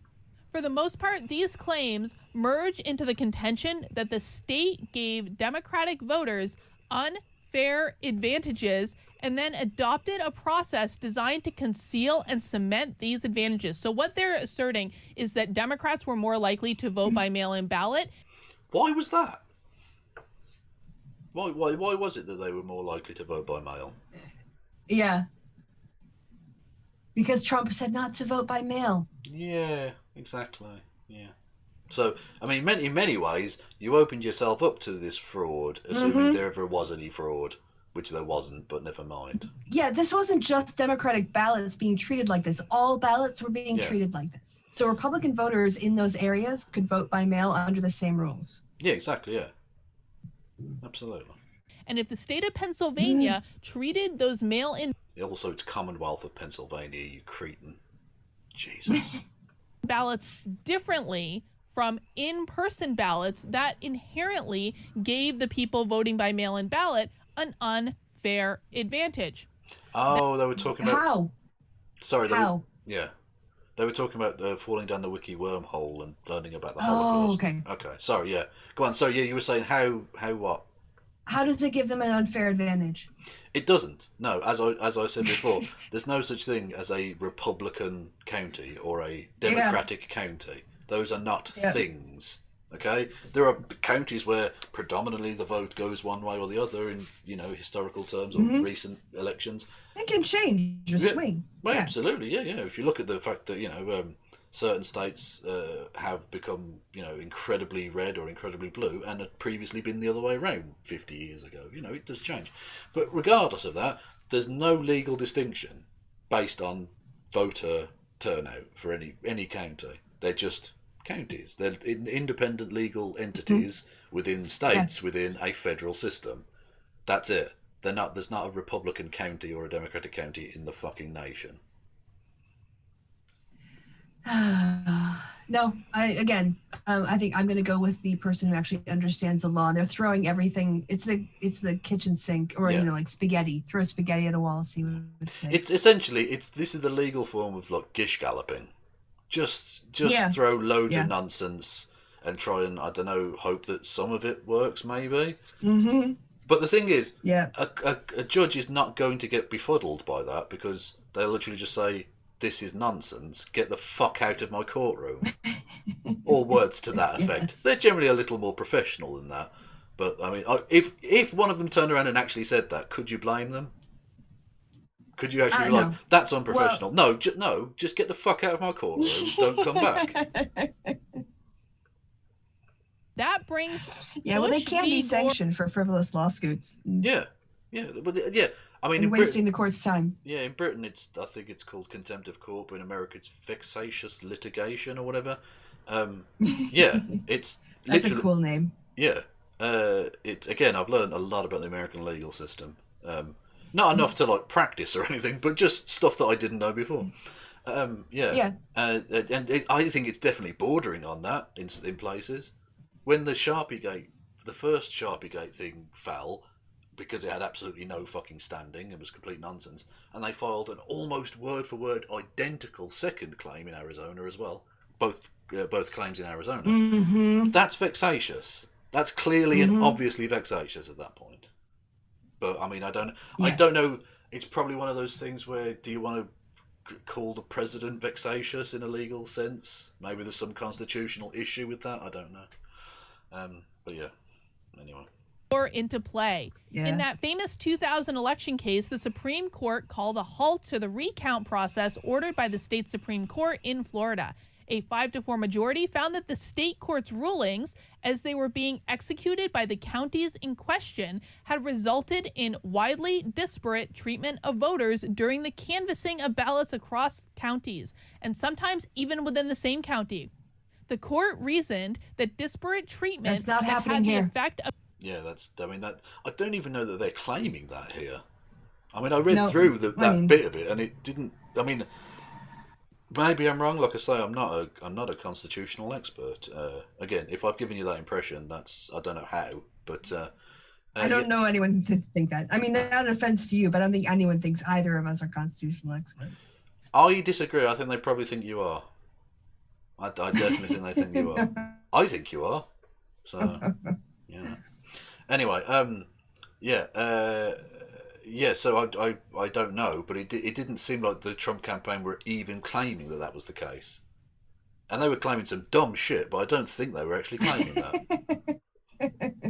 Okay. Of canceling or diluting the votes of some voters, or that privileges some voters and not others, is unconstitutional. That's the argument the Trump campaign is making, folks. That's the argument that they're making. Listen, the state of Pennsylvania, they're... Commonwealth. Please. These fucking people. I know more about your system than you. This is really embarrassing. Dickheads. Walking a fine line in this. And again, I'm not a lawyer, but it seems to me that some of the counties in Pennsylvania are blatantly breaking Pennsylvania's own election law. The courts are going to have to decide on that. To me, they're blatantly breaking it, but the courts are going to have to decide on that. Like, just have some fucking backbone to you. Make your fucking claim. Don't be like, I'm just reporting a thing. It seems to me like maybe, blah, blah. Like, just fucking state your position. It's so cowardly. Yeah. Anyway. But the argument that the Trump campaign is making is not necessarily that. It has nothing to do with dead voters or secret ballots or any of these things. It is saying that in treating the two ballots differently, the state of Pennsylvania violated the Constitution based on... I don't really know what this... Just response to the chat. I don't know what the difference between a Commonwealth and a state is, but I know it's just called the Commonwealth of Pennsylvania. And the Commonwealth of Massachusetts. There are various of them. I don't know what the difference is, just historical shenanigans, maybe. I don't know. Precedent set by Bush v. Gore. The majority... Right, okay. Bush v. Gore specifically says, apparently, according to Haruka, I don't know this, that it shouldn't be used as precedent. Yeah, Bush v. Gore says inside in the court decision. Of course, it's supposed to be the top court of appeals that sets precedent. And it was fucking dodgy as fuck that they went, oh, we're going to decide this case, but you should never cite it as precedent. I mean, well, then why are you fucking deciding it? Yeah, that if suggests to me you're supposed to be setting precedent. Yeah, we want to make this one decision, and then we want to just forget about it. Don't analyse it again. It's fine. No need to bring it up ever again. It's fine. Just leave it. Yeah, like it's pretty suspicious. Yeah. Faulted the state for capriciously failing to apply uniform standards in the canvassing of ballots. It further observed that the state's on-the-fly process, if allowed to continue in the dubious quest to determine the intent of some voters, would prevent the state from certifying its results by the date mandated by federal law, thereby disenfranchising millions of voters. They go on. Which is literally what you're trying to do here. The Trump campaign are trying to disenfranchise the entire state of Pennsylvania and are planning to do the same in Georgia. And it wouldn't surprise me if they did the same thing in fucking Wisconsin as well or something, you know? Mm-hmm. On to say out of curiosity, do you know? So basically, I'm just reading here that one of the law firms leading President Donald Trump's legal effort to challenge the results in Pennsylvania election abruptly withdrew from the campaign's case late on Thursday. So I don't know if this, the motion filed with the court. Yeah, so they're like dodging out of it now. It doesn't say which case it was, but I don't know if it's this one. But it wouldn't surprise me because I mean they were having real problems getting any constitutional lawyers to take these cases on, because I mean people don't forget it's not when they say there's a case in Georgia, there'll be like 20 cases in Georgia in various different counties and stuff. Like there are fucking loads of these cases, and you need a lot of lawyers in different locations for that. You know, it's very expensive and all the rest of it. The Lincoln Project actually put out like the law firm number of the people overseeing the main case and said, tell them that they're doing, wrong.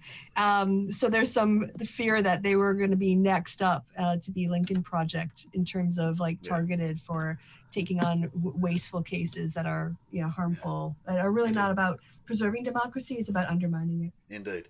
Yeah. And they were literally finding it difficult to get lawyers to actually take these cases on because you don't want definite losses on your record. Like, you're going to lose cases. Every lawyer loses cases. Every barrister loses cases. Mm-hmm. But you don't want a guaranteed L, for a start. And secondly, even though they don't want to be known as those people. Yeah, exactly. It's bad for your reputation in the long term because you get Trump's stank on you. You don't need that. And also, even though they want the money, there's also a certain element of like, this is unethical. This is very unethical. I don't want to be involved in this. So they were finding it very difficult. Eventually, they went down the pecking order, scraped bottoms of barrels, and eventually found enough to get by. Mm-hmm. But again, they're not bringing. Well, we saw best. The guy. Yeah. We saw the face of that guy who got his motion dismissed. Yeah, he's just like, what am I fucking doing with my life? This is embarrassing. And it was. Yeah. I agree with the commentators who believe the sounder position was outlined in the concurrence of the late Chief Justice William Rehnquist joined by Justices Clarence Thomas and the late Antonin Scalia. Well, they joined Justices Anthony Kennedy and Sandra... Can we just take a moment to laugh at the death of Antonin Scalia for a second? It doesn't get said enough, but the world's better without him. Yeah. Day O'Connor in the majority equal protection analysis, they explained that the principal problem was that the state court's rulings had overridden the election laws enacted by the state legislature. And that is the same thing that's going on in Pennsylvania. The Pennsylvania Supreme Court overruled laws that were enacted by the No, they didn't. They gave an interpretation of laws. That's what they... conservatives are claiming this, that somehow the Pennsylvania Supreme Court made law, even though they literally don't have the power to do that. Is that a rhetorical question? Well, no, I was just putting it out there. You can comment or not comment, but yeah, it's just a thing. Pennsylvania state legislature. So again, we've got something else that is mirrored in Bush v. Gore that the Trump campaign is arguing. It is the state's legislature, not its judiciary, that is constitutionally empowered to set the rules by which electors are appointed in presidential elections. Moving on, in deciding Bush v. Gore, the court recognized the danger that its equal protection analysis was potentially so expansive that it could invoke regarding any treatment that was arguably disparate, even if such differences were justifiable or trivial. Consequently, the majority stressed that our consideration is... Wow, she's so She doesn't know any of the words she's saying. No, this is just... She has no idea what any of this means. No, this is... She's literally Ron Burgundy at this point. She's just reading words. They could put up "Go fuck yourself, San Diego," and she'd say that too. Limited to the present circumstances for the problem of equal protection in election processes generally presents many complexities. So the court in Bush v. Gore said this decision is limited to this specific circumstance. So another question it seems as though the court is going to have to contend with is this circumstance too dissimilar to what happened in Bush v. Gore? Yes. Obviously, yes. Yeah. It's nothing because like they're not.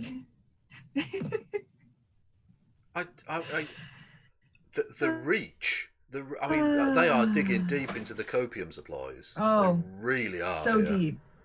God damn. So deep. I know. Scraping the bottom of the barrel here, like searching the carpet for more rocks.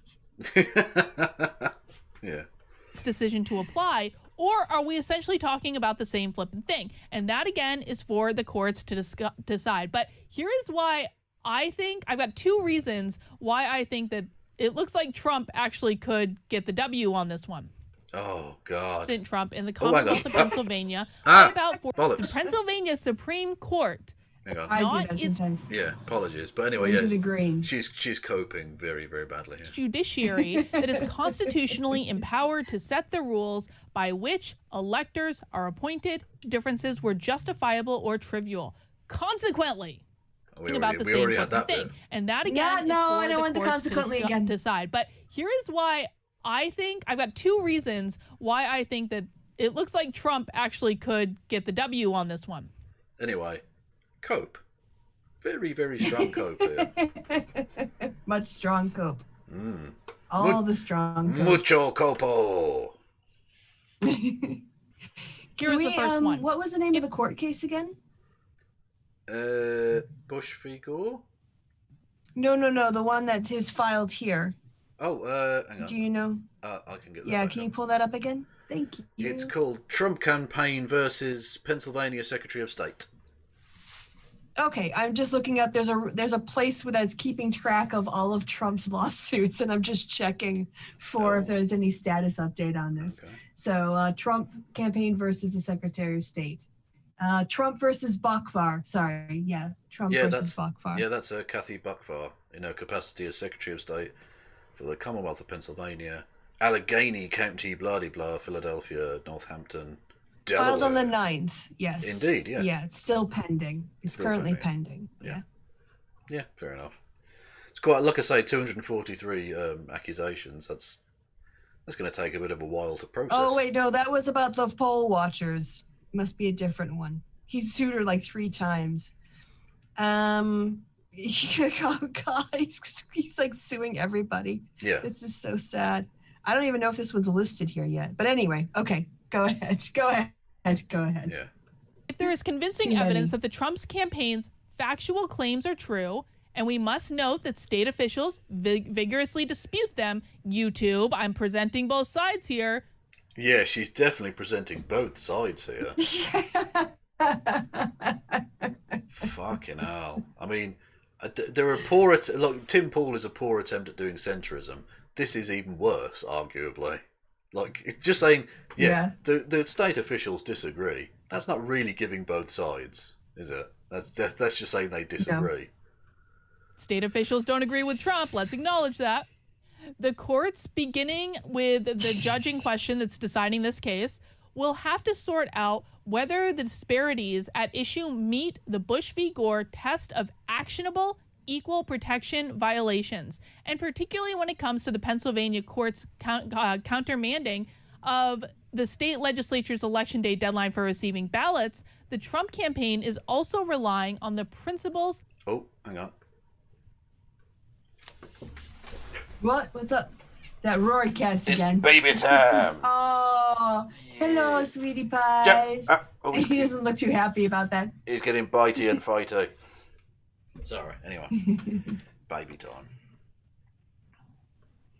Explicated in Chief Justice Rehnquist's Bush v. Gore concurrence. So that just backs up what I just said. If the Supreme Court, and I do believe this will go to the Supreme Court, by the way. I don't think this is going to get decided in a lower court. I think it's a way. Oh, the delusions. The fucking delusions of these people. What? Yeah, the Supreme Court are going to want to override Pennsylvania law to throw out 700,000 ballots. Are you fucking joking? Even in Trump's stacked court, none of them are going to have to fucking go with that. That's ridiculous. Oh my God. These people are fucking pathetic. Yeah. Breathe deep, Carlin. Yeah, exactly. Breathe deep. Make sure the copium gets right into the lungs, right into the capillaries. Lovely stuff. Waste of time to even consider it, but this is the process they have to go through. This is going to go to the Supreme Court, ultimately. So the Supreme Court is going to have to question whether or not this ruling that they issued in Bush v. Gore also applies. Supreme Court. Not a precedent. Yeah. Nice chat. Nice. I love our chat. Yeah, that chat's awesome. Bush v. Gore is not a precedent, Carlin. No. It's not a precedent. So you can't cite it. Indubitably. The court said we're not setting precedent. Yep. I mean, other than leaving out what the court actually said about its own decision, maybe you'd have something that was words in a sentence. Maybe. To this particular case. Now, here's reason number 2 that I think that Trump has a really fair shot. 3 Supreme Court justices were on the Bush legal team from the 2000 election. There's 3 sitting justices. That's fair. That's a good legal argument. Yeah. Yeah, we stacked the court, so therefore we win. Also, if they were on the court, if they do their jobs properly, and I don't suspect they will for a second, but if they were to do their jobs properly, the fact that they were on that team would know, having read the decision and all the rest of it, that it's not precedent. They would know that quite they probably would remember that quite well. Yes. On the Supreme Court that literally argued in favor of the Bush side in Bush v. Gore. This is from the Gateway Pundit. I'm just going to scroll. So again, another great source she's got here. The Gateway Pundit. So what you're saying is that people who argue a case are biased. They can't, work for their client and then be independent judicial arbiters. Okay, that's good to know about your side. Yeah. Also, if you want to know how great an independent source Gateway Pundit is, they've got a tab at the top that says Pro-Trump News. Just so fair and balanced. Yeah, fair So and balanced. fair and Yeah. balanced. Like communist Fox News. Yeah, absolutely. Down a little bit so we get to the good stuff.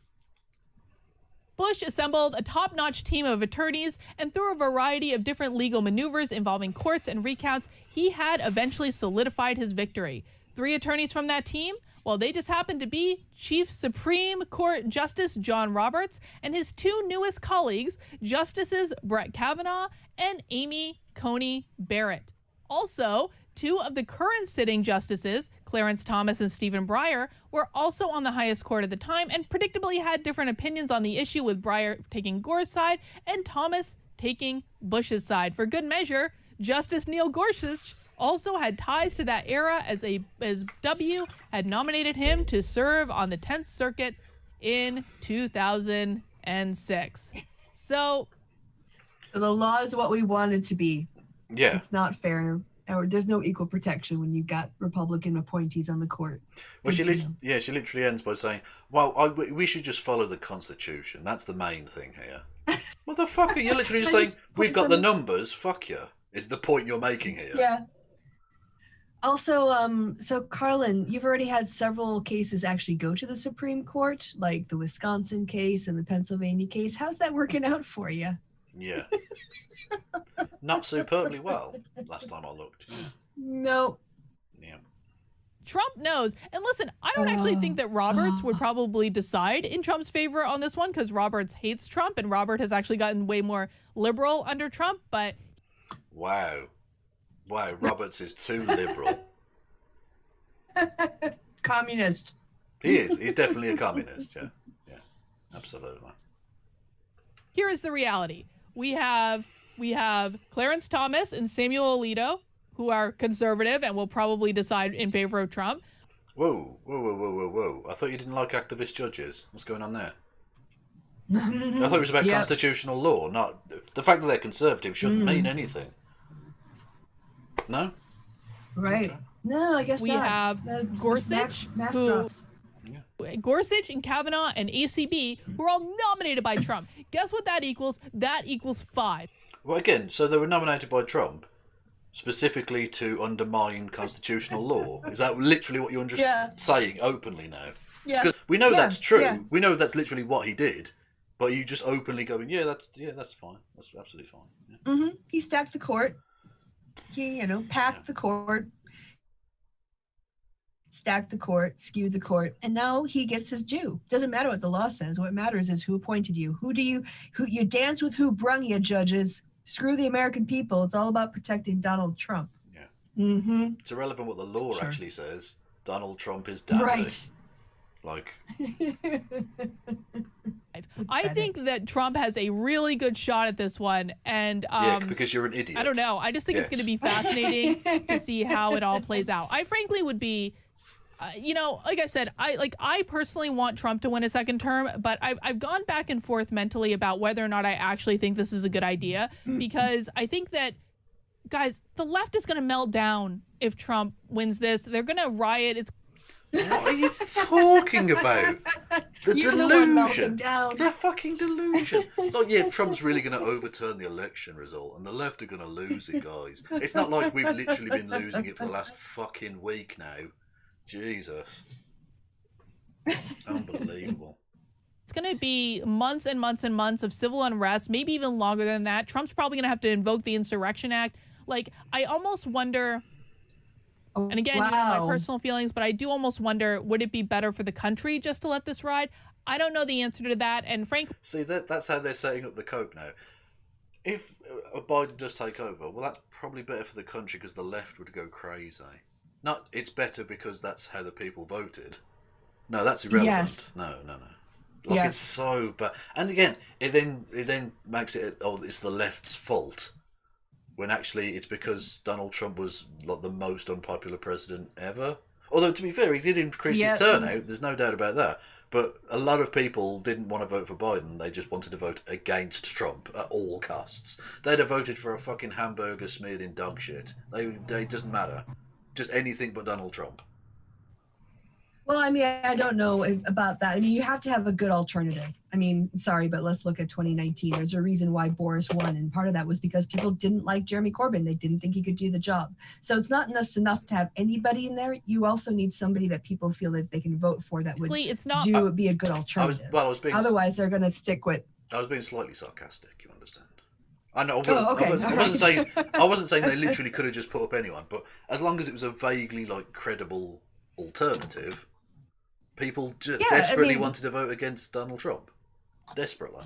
There were some people, yeah. I mean, a lot of Republicans who couldn't stand Trump anymore. Like, they just wanted somebody who would be normal. You know, that was a base bottom requirement. And that's all you Democrats had to put up was to get, a lot, or just people feeling comfortable not voting for Trump, like in the wild counties in Wisconsin, where they just skipped the presidential election. They didn't support Trump again, but they went and voted for Republican the rest of the way down the ticket. Yeah. And that's all you needed. Yeah. So. Exactly. As pointed out in the chat, the right wing are desperate to try and spur a civil war, but it's the left that are melting down and getting violent. Okay. Mm-hmm. They're fantasizing about left violence while themselves are trying to undermine the democracy that we've, been counting on. And it's not just trying to improve for the last 200 years. Yeah. It's not just randos on Twitter or anything. It's literally Steve fucking Bannon calling for the execution of doctors? Yeah. Wow. Yeah. Heads on pikes, according to Bannon. Which, by the way, is not enough for him to get banned from Facebook. Mark Zuckerberg, you are a genuinely evil man. Fuck you. My job to figure it out. This is now the way they go ahead. No, go on. No, it's just the way that he's even the fact that he charged Republican ads less than he charged Democratic ads, or he just lets people organize, violent protests on his website and just shrugs it off. Only when he gets bad press does he do anything. Yeah, he's an enabler. Yeah. Oh, yeah, absolutely. Now in the hands of the courts, they're going to be the ones that decide this issue. And my greatest hope in this situation is that they just follow the Constitution. They apply the Constitution in a way that is principled and ethical. Principled and ethical, but as long as the three that Trump put on the court definitely vote for him. Yeah, and the people who worked for the Bush v. Gore Bush team. Yeah. I mean, it's just such naked hypocrisy and nonsense. Just shut up. Regardless, honestly, of whose side they're on, I think that that's actually the most important thing at issue in cases like this, is just that we go back and we follow the Constitution the way it's laid out. But frankly, based on Bush v. Gore, based on my very layperson's understanding of this case, I think Trump's got a good shot at it. So buckle up, folks. It's going to be an interesting couple of weeks. All right, that's all I've got for this video. I'll see you guys soon. Wow. Well, that sells it then. That sells it. Fucking hell, what a load of bullshit. So that happened. That was nonsense. That was nonsense from start to finish. Lies, deception, frauds, and that's just the Trump campaign. Hey-o. Oh, if you want to go to Twitter, Trans Gamer Girl in the chat linked us to something that might be pretty funny to end the show on. Let's have a look. What we got? This thing. What do we have here? Yeah, things that people have called Parler. Go ahead and read it out. Okay, well, I'll put it on the screen first. Oh yeah, share it. There we go. Things I've seen Parler call today. Mindspace. Okay. Very good. Reichbook. Yol Qaeda. Fashbook. Yeah, it's a classic. Only Fash. Nice. TikTok. TikTok is That's pretty good. That's pretty good. Only Fam. Okay, Stupid. That's pretty good. Klansman Only. Only Clans. Yeah, nice. Cryspace. Flakebook. Minder. Instead of Grindr. Saudi Arabia. For Clan. Nice. Plenty of Fash. Oh, that's plenty of fish. Yeah. Clansman Mingle. Okay. Yeah. There are some beauties in there. Yeah. TikTok is particularly good. Yeah. Yeah. That's quite nice. I like that a lot. Yes. Anyway, so, what a week it's Get been. ready for a week of copium, a weekend of copium. I'm sure. Yeah. Like on Monday, you're gonna need to take some pills or something to help you with all the water retention. Yeah. All the salt. Indeed. Just seen Sophane tweet Kev like, "Fuck you, Ian Miles." What? What the? Hang on, sorry. What are you talking about? Sophane. I don't. Who we've never had on, but we both like very much. Yeah. Good dude. Yeah, I don't know what you're talking about. Anyway, no, the person in the chat, not Kristi.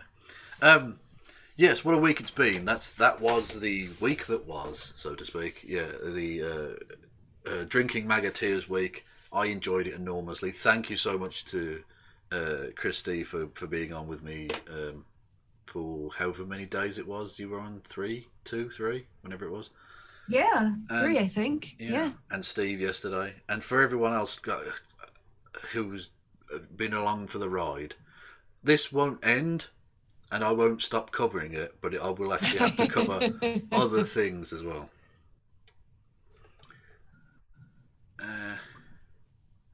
What's this? President. What's this?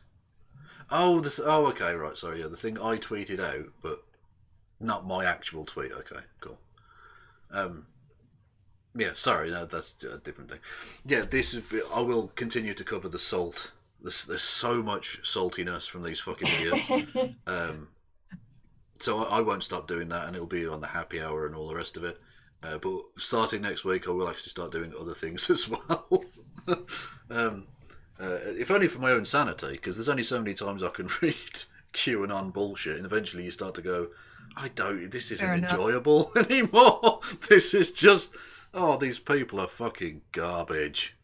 Anyway, but yeah, it's been so much fun. These people are fucking desperate. Oh my God, they're pathetic, aren't they? Oh, I mean, I just deal with it, honestly. Just, we dealt with this when it was about Trump winning. Yeah. And, we talked about the Electoral College. People were talking about the Electoral College this time around. Yeah. It's still a silly argument. But, I mean, I understand why people get frustrated, but you can't do anything about it, so just figure out a way around it to win. But no one was, filing things in courts and denying he was president-elect. No, nothing. And it's certainly not for, the election was on the 3rd, right? Yeah. And it's now the 13th. They've been doing this for 10 days. Hillary Clinton gave her concession speech the next day. Yeah. Y'all need to just grow up. Okay, so the tweet that Tony was talking about, I can't see it because I'm blocked by Ian Miles Chung.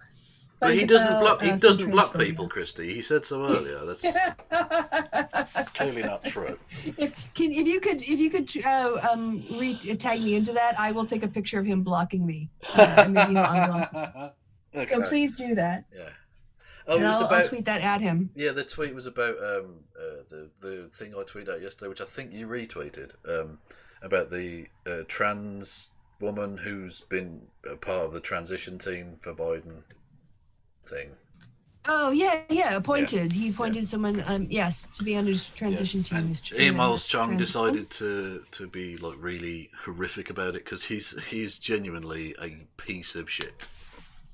But anyway, so that was the thing, and Sophane was sort of clapping back. Anyway, yeah.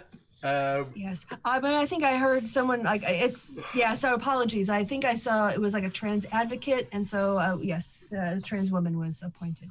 Yes, indeed. That's very cool. Yeah. So awesome. Yeah, absolutely. Yeah. I mean, anything that gives trans people a bit of hope that at least they won't be targeted by the new regime, that they'll be accepted as human beings, is a step forward. It shouldn't necessarily be a step forward because that should just be taken, as granted. But that's the Trump regime for you, Yeah, when Biden promised diversity in the full range of Americans to be part of his team, I mean, he's taking those steps. So we'll have to see what he does with the rest of his appointments and his hires. But I mean, at least early on, He's putting his money where his mouth is. Yeah. Which Well, is good. I saw there was gives you hope that he's going to continue on. Yeah, a letter being sent to Biden from 270 Navajo tribal leaders, asking for a Native American person to be involved in the cabinet, which I was really shocked to find out would be the first time ever. There's never been a Native person in a major cabinet position in American history. Yeah. Which is they have a valid fucking point. Crazy.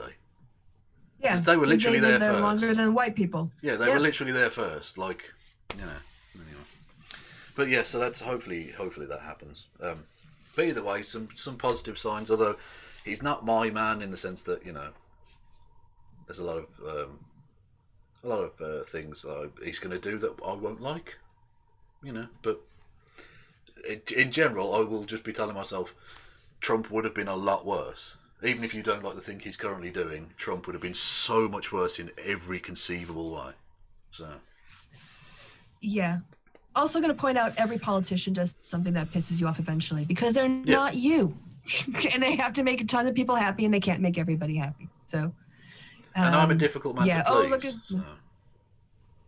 by the way, the Pennsylvania judge just denied a motion from the Trump campaign to stop counting of 592 ballots in Montgomery County, saying the state law does not specifically require a voter to provide an address, only that the voter must, quote, fill out, date, and sign the declaration printed on the envelope. So another Pennsylvania case. I don't think it was the one that we were talking about, but another case chucked out. But also, again, to stop 590... I mean, it's disgusting they're trying to disenfranchise 592 Americans, but also, you're down by 60,000. What difference is any of this going to make? Come on. I think in Nevada, most of the ballots they were objecting to were military overseas ballots as well. Oh, well, so that was a great cell phone. Yeah, that can only play well for him. What a dickhead. What a dickhead, man. Jesus. Yeah. Anyway. So, thank you for joining me, Kristi, and thank you to everyone for watching and all the rest of it. It's been a lot of fun, and check back in with me on Monday, where I'll be talking about probably a little bit of this as well, because there'll still be fallout. The Pennsylvania courts and the Georgia courts will have thrown out more cases, but we will also be watching some other stuff and doing other things as well, because the world is bigger than just the American election. Yeah, there is more stuff in the world than this. Although this is the circus we're all currently, can't take our eyes away from. Yeah, well, it is. It's like a car crash. You can't not. Like you shouldn't rub a neck, but are you gonna not rub a neck? Please, fucking please. Anyway, thank you for listening and watching. It's goodbye from me, and it's goodbye from Kristi. Say goodbye, Kristi. Fuck Donald Trump. Goodbye, Kristi. Fuck Donald Trump. Boom.